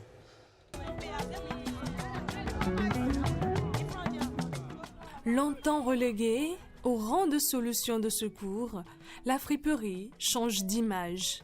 Aujourd'hui, elle s'impose comme un vrai choix de consommation. Elle est partout. Entre les étals, ça fouille, ça compare, ça négocie. Les mains vont vite, les regards sont affûtés. Chemise là, non ça. 1000 francs la unité. Non, alors 800 G. Bon, ça 1000 francs. Parce que regarde le 1500 on doit quoi déjà. Ça sort de l'ordinaire, mais elle a une qualité. Chemise, robe, jean, chaque pièce a déjà une histoire, mais attend surtout une nouvelle vie. On achète à Missebo. Mais aujourd'hui, maintenant, ils ont déjà quitté les marchandises sont déjà quittées à Missebo. On est à PK3. Un balle qu'on prend, balle là, c'est cher même. Mais nous, on déballe. Tu peux prendre un paille de 50 pièces. Bon, il y a les femmes pour vendre ça dans les boutiques. Prêt-à-porter pour vendre ça cher. Aujourd'hui, on ne vient plus seulement chercher le moins cher, mais le style, la qualité, l'originalité.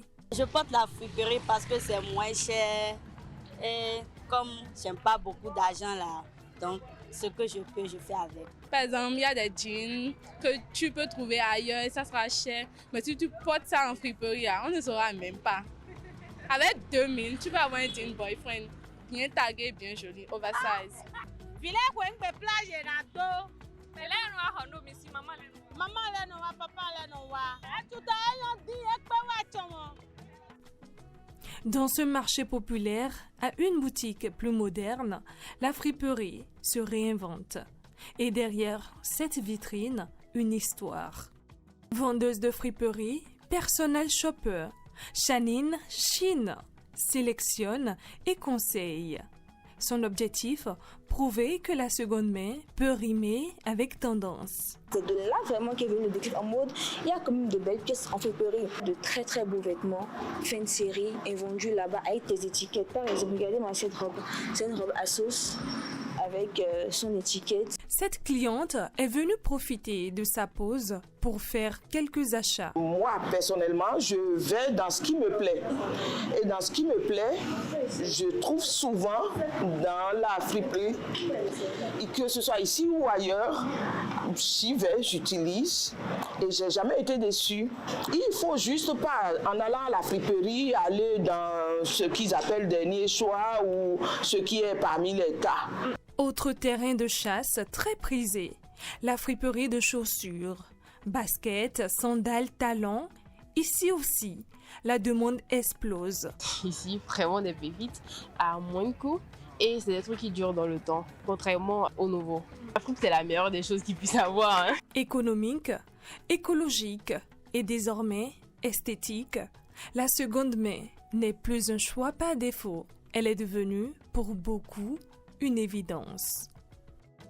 Eh bien voilà, Rachidat, la dame a dit à Tchouta Viviro à Turmont. Donc dans la friperie, on peut trouver quand même de belles pièces. On trouve son bonheur dans la friperie. Mais monsieur, il fait des bancolés, notre invité. Il n'est pas d'accord, lui, il est contre la friperie. Bonjour à vous. Bonjour. Monsieur Bancolé, bonjour. Pourquoi pensez-vous que les vêtements de seconde main constituent par exemple une perte d'identité? Les vêtements de seconde main. Il faut qu'on se le rappelle ici. Oui. Vêtements de seconde main, ça veut dire achuta. Achuta. Je ne veux pas expliquer ce qu'on n'entend pas achuta pour quelqu'un qui comprend bien la langue fond. Achuta. Je ne sais pas si vous pouvez me donner vraiment le sens sémantique. Vous le dites d'une certaine manière. Vous n'en avez jamais porté? Venir sur ce plateau et dire jamais, c'est... comment on appelle, bloquer le débat. Parce que l'objectif du débat, c'est montrer pourquoi nous ne devons plus accompagner ce genre de mouvement. Donc, la réalité, ce n'est pas jamais à porter, non. La réalité, pourquoi nous devons arrêter. Voilà. Mais Achuta, expliquez-nous, c'est quoi? Ça veut dire quoi déjà? Achuta, je ne sais pas si vous comprenez bien le fond. Non. Moi, je ne maîtrise pas bien le fond, mais je comprends un peu ce qu'on peut entendre par Achuta. Ça a une connotation un peu péjorative. D'accord. Péjorative, pourquoi? Parce que quand vous portez la friperie, vous voulez ressembler à qui? En réalité. Vous voulez ressembler à un blanc, à une américaine, peut-être à une chinoise, même à une indienne. Vous ressemblez à tout le monde, sauf à vous-même. À vous-même, à l'Afrique. Et c'est important du neuf qu'on ressemble à soi-même? Je viens. Vous allez plus vite que moi. Si vous étiez donné de porter les habits de votre maman défunte ou bien de votre grand-mère défunte, je suis sûr, sur ce plateau, vous tous allez dire non. Si on vous remettait ses soutiens, vous allez dire je n'en veux pas. Si on vous remettait, je ne sais pas, ses jupons, excusez-moi, vous allez dire je n'en veux pas. Pourquoi? Parce que c'est pour votre maman. Parce que vous pensez que ce n'est pas la mode, etc. Non, mais je pense que l'exemple n'est pas bien choisi. Pas bien une mère, c'est une mère. Il y a un lien de sang. Est-ce que vous porterez les pagnes de votre maman? Je n'ai pas de gêne, je n'ai pas de honte à mettre... Oui, ce n'est pas le cas de tout le monde. Parce que faites un tour dans la ville et le jour de fête, demandez à une jeune fille de 18 ans ou bien de 20 ans de porter les pagnes de sa maman ou de sa grand-mère, elle vous dira tout de suite non. Mais on dit souvent que l'habit ne fait pas le mal. Pourquoi, selon vous, le vêtement définit-il l'identité? Là, vous m'arrêtez puisque je n'ai pas fini ma démonstration. Deuxièmement, c'est quand vous portez l'habit de votre grand-mère, vous devenez qui? Vous ressemblez à qui? Vous ressemblez à tout sauf à la mode que nous sommes en train de vendre, la mode occidentale. Parce que le pagne de votre grand-mère, son foulard, ne vous plaît pas, même pas sur ce plateau. Après, vous allez constater qu'il y en a qui portent même des caleçons de, je ne sais pas, de blanc, mais de certaines personnes que nous ne connaissons pas. On va pousser la friperie jusqu'à ce niveau, même notre intimité. On prend ce qui appartient à l'autre culture dans notre intimité. Je pense que, loin de tuer la mode, la friperie ne tue pas que la mode africaine, ça tue notre identité, ça nous fait ressembler, excusez-moi, à des colonisés. On comprend que vous... Et puis, ça nous ridiculise parfois parce que ce blanc qui nous a vendu ses habits, quand il nous voit, Si vous êtes femme, il ne vous choisira pas parce que vous êtes habillée Mais comme... aujourd'hui, tout le monde va sur le marché de la friperie. Ce n'est pas seulement réservé aux Africains ou aux Africaines. Tout le monde. Je refuse aussi ces genres de statistiques. Pas tout le monde. Les Blancs n'y vont pas. Dans le Conseil des Nations, les Blancs n'y vont pas. Moi, je n'y vais pas. Les Blancs n'y vont pas, etc. Les gens d'une certaine classe n'y vont pas. Ah oui, les Blancs n'y vont pas. Pas tout le monde. Il y a de la friperie partout, hein, M. Bankole, même là-bas. Il y a des habits d'Okat, bien sûr. Recadrons-nous. On n'a pas dit qu'il n'y a pas la friperie partout. Le débat... Mais quand vous dites que les Blancs n'y vont pas... N'y vont pas parce que nous achetons les choses liquidées ou bien portées par eux. Vous connaissez une friperie africaine? Vous connaissez des habits africains qu'on vend sur une place européenne? Donc, si on vous comprend bien, M. Bankole... Mais là, M. Bankole... Merci. Vous portez une veste, n'est-ce pas? Oui. Vous ressemblez à qui, selon vous? Ça, c'est une tenue de travail et c'est pas à tout à Même si c'est neuf, parce que vous parlez d'identité. Exactement. Mais vous êtes en veste, vous ressemblez à qui? À un Africain? Si c'est neuf, je reprends. L'Afrique aussi produit des vestes. Hein. Excusez-moi. Il y a des couturiers qui ont été formés pour faire des vestes en Afrique. Et ce que je porte n'est pas cousu, mais ce que je porte est importé. Mais ça n'appartient pas à un blanc. Ça m'appartient. Alors, on va recadrer le débat. Ce que vous fustigez, ce qui vous repousse dans la friperie, c'est qu'on est amené, n'est-ce pas, à porter des habits déjà utilisés par d'autres personnes. Par des blancs. Des habits déjà utilisés par des blancs qui sont peut-être décédés, qui sont, je ne sais pas malades trop, même, qui sont malades même. D'accord. C'est ce qui vous repousse en réalité. Pas qui me repousse. Oui. Ça vous répugne.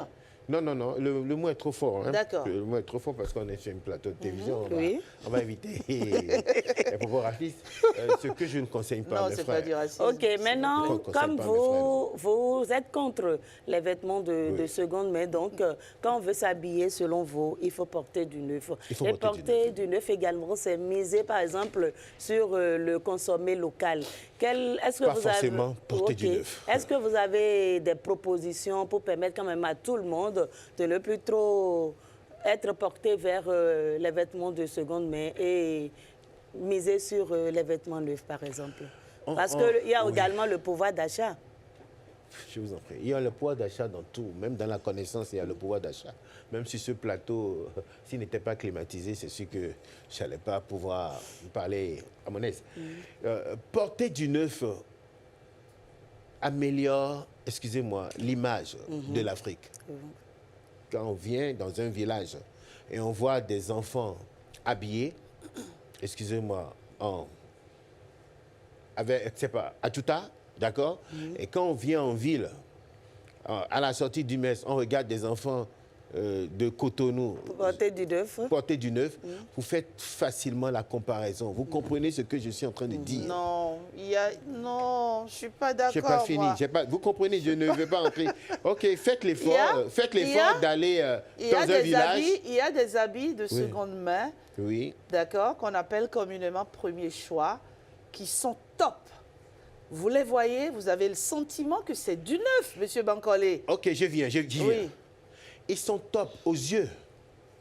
Parce que ce n'est pas tout ce qui brille qui est de l'or. Et ce n'est pas tout ce que nous voyons que nous allons prendre pour vrai. Aux yeux. Mais à 90% d'invisibilité comporte des maladies. Mais quand on va plus loin... Et si on regarde qu'un Chinois ou ou l'enfant d'un Blanc portera sur nous parce que nous avons porté un modèle d'Adidas ou bien, excusez-moi de dire Adidas, ou de Nike déjà démodé chez lui, le regard qu'il porte sur nous, vous ne savez pas. C'est presque la moquerie. Mais que si on laisse par exemple les vêtements et autres, on utilise quand même les véhicules d'occasion.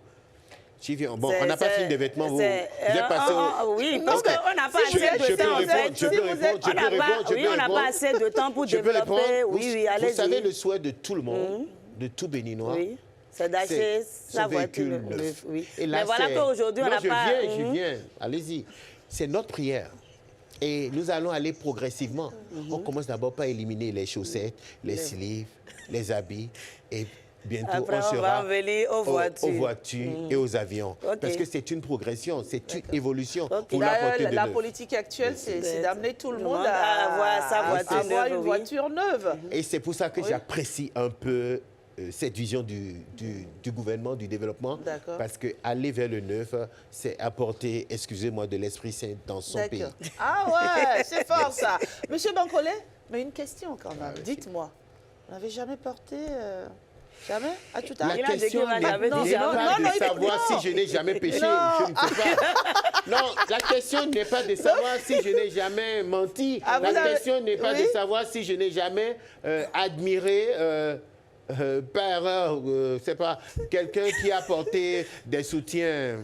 Excusez-moi. Friperie. Mais aujourd'hui, c'est de prendre la décision. Ce qui serait meilleur, c'est de voir mes jeunes sœurs, mes filles ou bien ces belles dames dans des habits neufs. C'est ça mon souhait. Alors, je ne veux pas pour vous récapituler, merci. Vous l'avez fait une fois en passant. Mais aujourd'hui, vous n'en faites plus. Pourquoi vous cherchez à savoir si j'ai péché? Non, mais attendez. Pourquoi je vais pécher? Vous l'avez... Pourquoi vous voulez savoir ces péchés? Nous voulons, nous souhaitons, on veut un pont neuf, on veut un stylo neuf, on veut une chemise neuve, on veut des soutiens. Neuf. Donc désormais, optons pour le neuf. Pourquoi nous allons porter la chaussure du grand-père de quelqu'un qu'on ne connaît pas? D'accord. Pourquoi? On a compris votre position. Elle est vraiment claire et voilà. Notre rôle ici, ce n'est pas de vous juger, c'est pour le débat, d'accord? Oui, c'est pour le débat. Il faut que les téléspectateurs qui nous regardent puissent comprendre. De toutes les façons, moi, je l'assume. Et c'est publiquement, je suis de la team Achuta. Je n'en rougis pas. Voilà, merci. Il fait des bancolés de la team 9. Du 9, c'est ça? Je vous souhaite, et je nous souhaite, de rester dans le neuf pour le développement du Bénin. D'accord. Achuta, c'est une mode, c'est une industrie qui tue l'artisanat et qui tue la main-d'œuvre béninoise. Merci beaucoup. Vu de cette manière, on vous comprend. Il fait des bancolés. Vu de cette manière, j'aime mieux.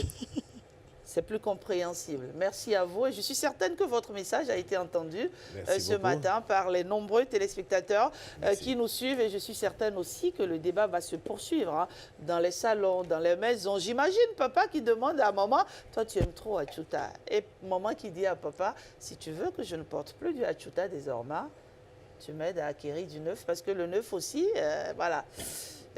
Ça, oui. C'est un débat intéressant, je n'ai pas envie d'y mettre fin, moi, mais bon. Oui, parce que la majorité des habits que vous avez achetés aujourd'hui, à 90%, quand vous fouillez bien, c'est ce que vous avez acheté dans les friperies. Qu'est-ce que vous en savez, vous? Vous connaissez ma garde-robe? Faites l'effort de faire ce bilan, vous allez comprendre. Parce que quand on l'achète neuf, on a envie de le garder ou de l'offrir. Pour toujours. Oui. On comprend votre position. Merci. Allez, merci à vous. Merci. Merci d'être passé. Amandine Niamboso, c'était un peu... Oui. Non, mais tu ne m'as pas dit, toi. De la team Achuta. Achuta 9. Achuta 9. Voilà, c'est la combinaison des deux qui fait... Du moment où je me sens à l'aise dans ce que je porte, je crois que ça peut aller. Merci. Voilà, je n'ai pas de position tranchée. J'aime l'un, j'aime l'autre, je fais avec. Et ainsi va la vie. Merci. C'est fini pour Bénin en mouvement. On retrouve Heureuse d'Anondé sur Instant Santé.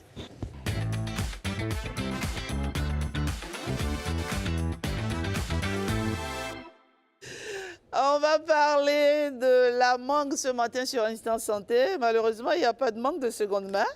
Il n'y a que... enfin, je ne suis pas sûre qu'il y ait une mangue seconde main. Il y a des mangues neuves. Heureuse d'Anondé, c'est vrai ou pas? On parle de la nourriture, là. On parle de la nourriture. Non, il n'y a pas de seconde main. Ah, c'est pas évident. Heureusement. Mais c'est un sujet qui m'intéresse. Ah oui, il est très intéressant. On va voir l'aspect santé de cette tenue-là de seconde main que nous portons. Allez, on parle de la mangue, je l'ai dit, avec notre nutritionniste Patrick. Oui, notre nutritionniste Zivoedo. maison, Patrick Zivoedo, qui est avec nous aujourd'hui. Patrick, merci d'être là avec votre mangue. Comment vous allez ce matin? Ça va bien.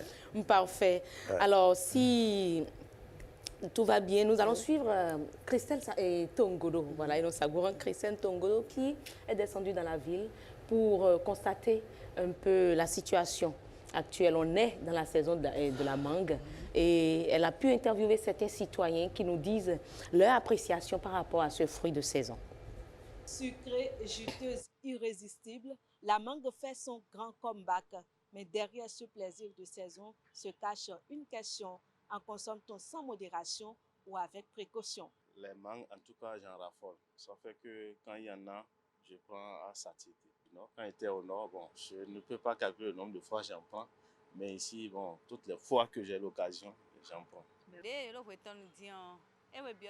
Comme c'est la saison des mangues, j'en mange environ 3 par jour. Mais d'habitude, j'ai tendance à en abuser.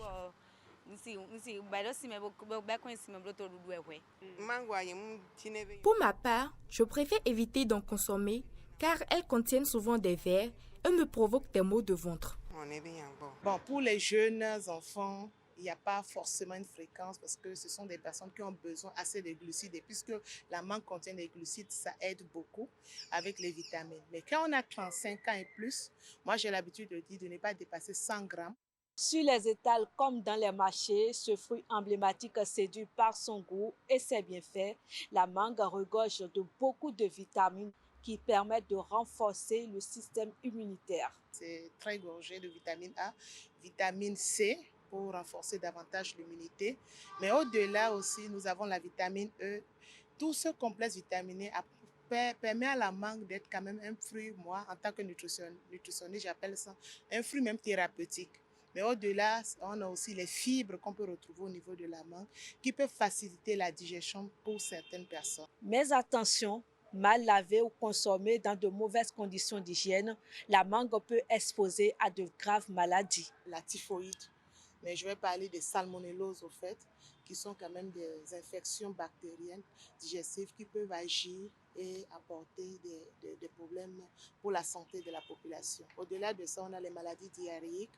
Nous avons aussi les maladies telles que l'amibiase et tout. Avant de consommer, il est essentiel de bien laver le fruit, utiliser des ustensiles propres et éviter les mangues déjà découpées à l'air libre.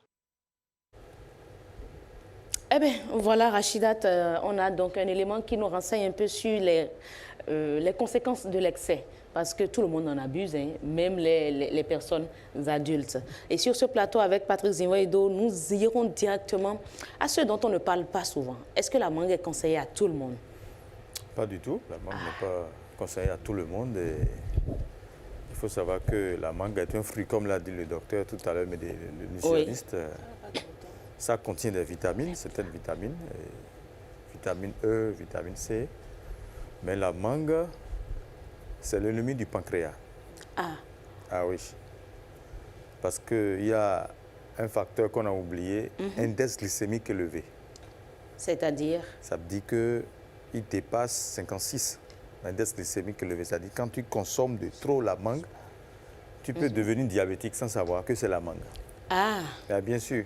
Ça veut dire que c'est un produit déjà déconseillé aux diabétiques? Aux diabétiques. Ok, d'accord. Oui. Et ceux qui sont prédestinés également au diabète? Bien sûr. C'est déconseillé? C'est déconseillé. Et encore, si tu en consommes la nuit,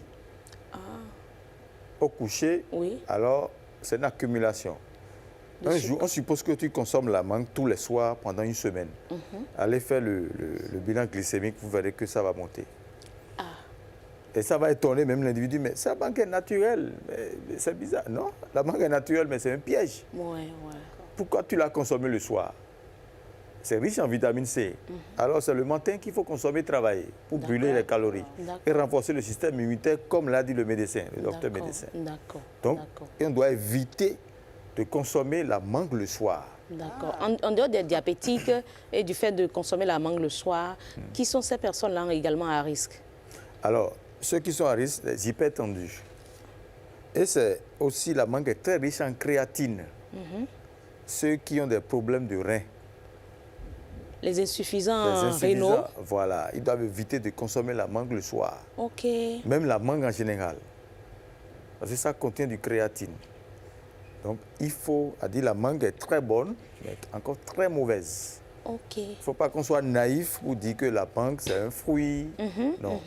Mais par contre, on peut modifier la mangue en la consommant d'une autre manière pour ne pas avoir ces problèmes. Ok, comment on peut faire ça? On peut faire mangue, concombre avec un peu de curcuma. Là, donc, tu as plus de diabète. Une salade de fruits, ça passe avec la mangue. Voilà.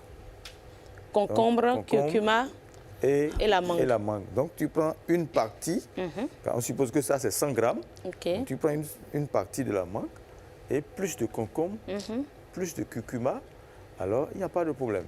D'accord. Mais la mangue seule, le soir, quelqu'un qui a l'hépatite, quelqu'un qui a l'insuffisance rénale, quelqu'un qu'on soupçonne de diabète, attention. D'accord. Parce que dans sa tête, c'est bon. Il en consomme. C'est juste un fruit, quoi. Un fruit, c'est bon, mais ça s'accumule. Est-ce qu'il met une activité physique pour brûler ses calories? Il n'en fait pas. Alors la mangue, comme c'est très sucré, ça s'accumule. Parce que nous avons des variétés de mangue. Voilà. Par exemple, ça maintenant, c'est Edon. D'accord. Il y a camerounaise. Il y a gouverneur. Oui. Il y a pistolet. Ces gouverneurs-là qui sont tellement bons, non? Non, c'est un délice. Très petit, mais franchement. Franchement, voilà. Maintenant, est-ce que la mangue, en fonction de sa variété également, à conseiller ou à déconseiller? Ou ce que vous dites là, c'est quelle que soit la variété de la mangue? Quelle que soit la variété de la mangue est très sucrée naturellement. Et c'est un fruit, quand on commence pas à le consommer plus tôt, on s'oublie. Oui. Et souvent, les gens, quand ils finissent de consommer la pâte le soir, ils disent qu'ils fuient les mouches. Oui, effectivement. Et ils préfèrent en manger le soir. Le soir. Oui. Alors, le soir, tu en consommes, le lendemain, tu as des problèmes d'articulation. Tu es fatigué. Ah, mais franchement, ce que vous dites est très intéressant. Bien sûr. Et moi, ça m'ouvre les yeux parce que c'est un fruit que j'aime beaucoup. Voilà. J'aime beaucoup. Je comprends donc qu'il faut éviter ça le soir. Totalement le soir. D'accord. Tel que vous êtes journaliste, le matin, vous devez prendre ça avec du concombre coupé et du curcuma. D'accord. Vous serez énergétique jusqu'à 13 h sans rien manger. Il suffit seulement de s'hydrater un peu, top. Vous avez un bon taux de glycémie, vous travaillez, vous brûlez les graisses, vous dépensez de l'énergie, mais à partir de 14 h, 16 h, il ne faut plus aller sur ce terrain. Ah, d'accord. Il y a des gens, quand ils finissent de manger à Béli à midi, c'est ça qu'ils prennent comme dessert. Non, mais vous savez ce qu'on fait chez moi, à Paracou, ce qu'on fait le soir, quand on a fini de manger, on a une petite assiette là, on met de l'eau dedans, on met les mangues, et puis voilà, on se fait plaisir. C'est déconseillé, donc, franchement. Merci. Merci beaucoup. Merci pour ce rappel-là. Effectivement, moi-même, j'en ai appris. J'avoue que j'évite les mouches et je me retrouve le soir avec les mangues. Une bonne quantité de mangues. Et avis à ceux qui pensent faire un régime en consommant de la mangue, donc. C'est pas du tout bon. C'est pas du tout bon, c'est du sucre. Et puis, franchement, merci d'abord, beaucoup. avant de commencer un régime, il faut aller faire un bilan sur la glycémie, le poids, tout, et savoir ton taux de glycémie. Et après, maintenant, tu ferais encore pour voir comment ça évolue. Sinon, si jamais tu prends la mangue comme régime alimentaire, mais tu seras un grand diabétique sans savoir que c'est la mangue la cause. Monsieur Ziboano, merci d'être passé sur Bonjour le Bénin. On aura du plaisir vous ne repartez pas avec votre aidant, hein? On aura du plaisir à vous retrouver sur ce plateau, la mangue.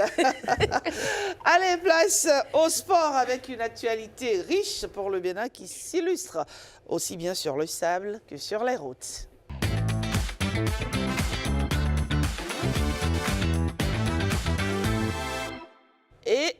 Et on ouvre par une performance historique. Le Bénin sacré champion d'Afrique de beach handball pour cette première édition. Auspice Métoli, bonjour. Bonjour Rachida Biomaman. Oui, les Amazones seniors de handball ont fini championnes d'Afrique du côté de Lomé face aux pays organisateurs, face aux épervières du Togo, menées 1-7-0 après la première partie. Les coéquipières de Rosine Abiala ont fait la différence en revenant d'abord 1-7 partout et enfin elles ont remporté tout simplement les shoot-outs. Donc première édition de la CAN de beach handball. Les Béninois sont champions et sont de fait qualifiés pour la Coupe du Monde de la discipline. Bonne nouvelle. On parle maintenant de cyclisme avec le lancement officiel de la 21e édition du Tour cycliste du Bénin. Rachida Biomaman, avant de revenir au lancement, nous allons repartir du côté de Zayando puisque vous avez reçu il y a quelques instants Blaise Adanko dans cette émission. Eh bien, la première étape a été lancée du côté de Zayando il y a environ 10 minutes. Avec l'aide de la réalisation, nous allons voir en image le coup de pistolet qui a lancé donc cette belle compétition, cette 21e édition de Tour cycliste international du Bénin de Zayando. Ils vont parcourir 120 et quelques kilomètres pour rejoindre Savet avec bien sûr à l'arrivée, peut-être, pourquoi pas, toujours le maillot jaune du prologue avec vous. Vous parlez tout à l'heure du lancement officiel. Eh bien, c'était à Kwakpa hier et c'était une très très belle fête. On suit en image cette cérémonie de lancement de cette 21e édition du Tour cycliste international du Bénin.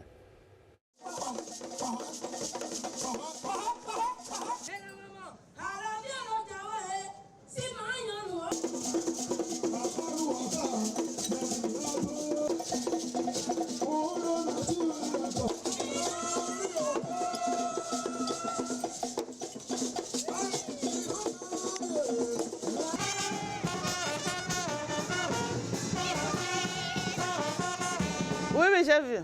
Voilà donc Rachida Biomomo en image la cérémonie de lancement. Et puis il y a bien sûr le président de l'Union cycliste internationale, le français David Lapartien, qui était de la partie. Au terme du prologue, il nous a tout simplement livré ses impressions. C'était au micro de Blaise Adampo. Pour moi, le Bénin est un exemple à plusieurs égards. D'abord, il y a une fédération qui est bien organisée, bien structurée, qui fait des courses à la base, qui développe et qui forme des athlètes. Ils ont deuxièmement des athlètes qu'ils atteignent vers le plus haut niveau avec une équipe nationale solide. Et d'ailleurs, nous avons aujourd'hui dans notre équipe continentale de l'UCI une Béninoise, Georgette, qui est dans l'équipe. Et puis on voit bien que le niveau des Béninois et des Béninoises augmente sans arrêt. Et puis troisième volet, ils ont un tour vraiment solide, un tour national. Et ça, on a aussi besoin de courses inscrites au calendrier international. Il n'y en a pas beaucoup en Afrique, il doit n'y en avoir que 5 ou 6. Donc, ils cochent finalement toutes les cases. Rachida Biomomo, pour clôturer cette page des sports, on va passer du cyclisme au football avec bien sûr les Amazones U20 de Abla Ouzérou qui ont pris leur quartier à Cocody à Abidjan avec l'aide de la réalisation. Nous allons voir en image leur séance de réveil musculaire. C'est avec bien sûr le préparateur physique. Il s'agit bien sûr de Yebe Rodrigue.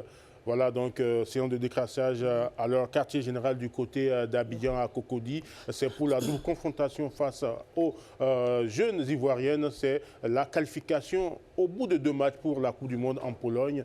Toute la délégation béninoise est au grand complet. Et surtout l'effectif conduit par Abla Ouzérou est au grand complet, l'effectif conduit par Abla Ouzérou est au grand complet pour faire la différence dans cette confrontation, pour permettre aux jeunes béninoises de se qualifier pour une première Coupe du Monde historique. Et on l'espère en tout cas, elles sont bien en jambes. Hein, Romaine Gandonou, Yasmina Djibril et bien sûr Nailat Sadikou, la colonne vertébrale est là. Donc on espère juste le 2 prochain, un bon résultat à Abidjan et puis le 10 conclure pour prendre le vol pour la Pologne. Merci Hospice Métoli. Et aujourd'hui dans la revue de presse, les journaux sont largement revenus, n'est-ce pas, sur cette prouesse des Amazones du handball qui ont inscrit leur nom en lettres d'or à la CAN Senior de beach handball à Lomé. Place à la revue de presse.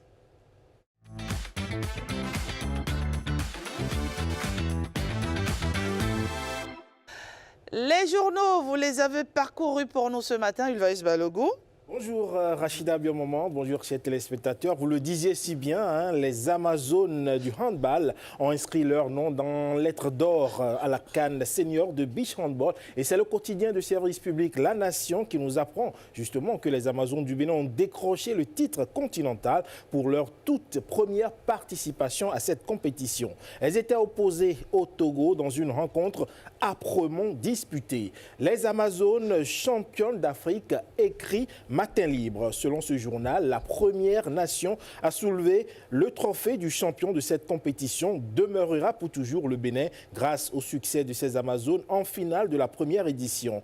Telles de vrais agodiers, les Amazones beach handballeuses ont défié tous les obstacles dressés sur leur chemin du sacre pour se hisser au firmament de la discipline sur le continent. Ainsi donc, la formation béninoise a réalisé une performance énergétique pour s'offrir le Graal. Et avec ce titre, le Bénin, à travers sa team féminine, va représenter l'Afrique au 12e championnat du monde de beach handball qui va se tenir en Croatie du 23 au 28 juin prochain. Et Certains journaux sont revenus, n'est-ce pas, sur la politique,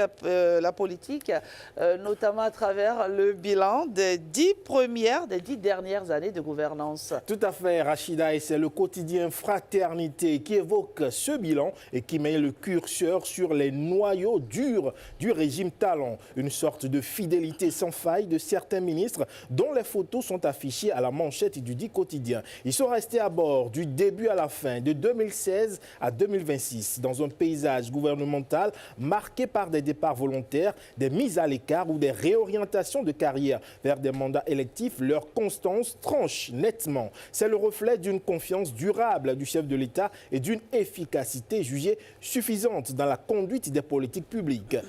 Et pendant ce temps, les regards sont tournés déjà vers le prochain exécutif. La nation écrit entre attente et arbitrage. Le président élu à l'heure des choix stratégiques. À moins d'un mois de son investiture prévue le 24 mai prochain, le nouveau président entre dans une phase décisive de son mandat avant l'heure. Entre formation du premier gouvernement, nomination stratégique et élaboration du programme d'action, l'équation s'annonce complexe dans un contexte où expérience et attente politique se télescopent. Selon le journal, il s'agit pour le nouveau président de trouver le juste équilibre entre continuité et renouvellement, entre compétences techniques et représentativité politique. Il devra donc composer avec des profils variés tout en envoyant un signal clair sur l'orientation de son mandat.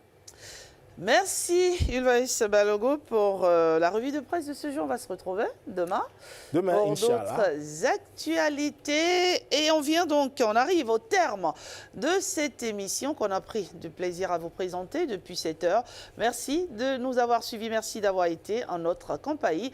Vous le savez, tous les jours, du lundi au vendredi, ici, on décrypte l'actualité. Ici, on questionne l'actualité. Ici, on met à votre portée toutes les actualités du Bénin et d'ailleurs. On se retrouve demain, 7 heures.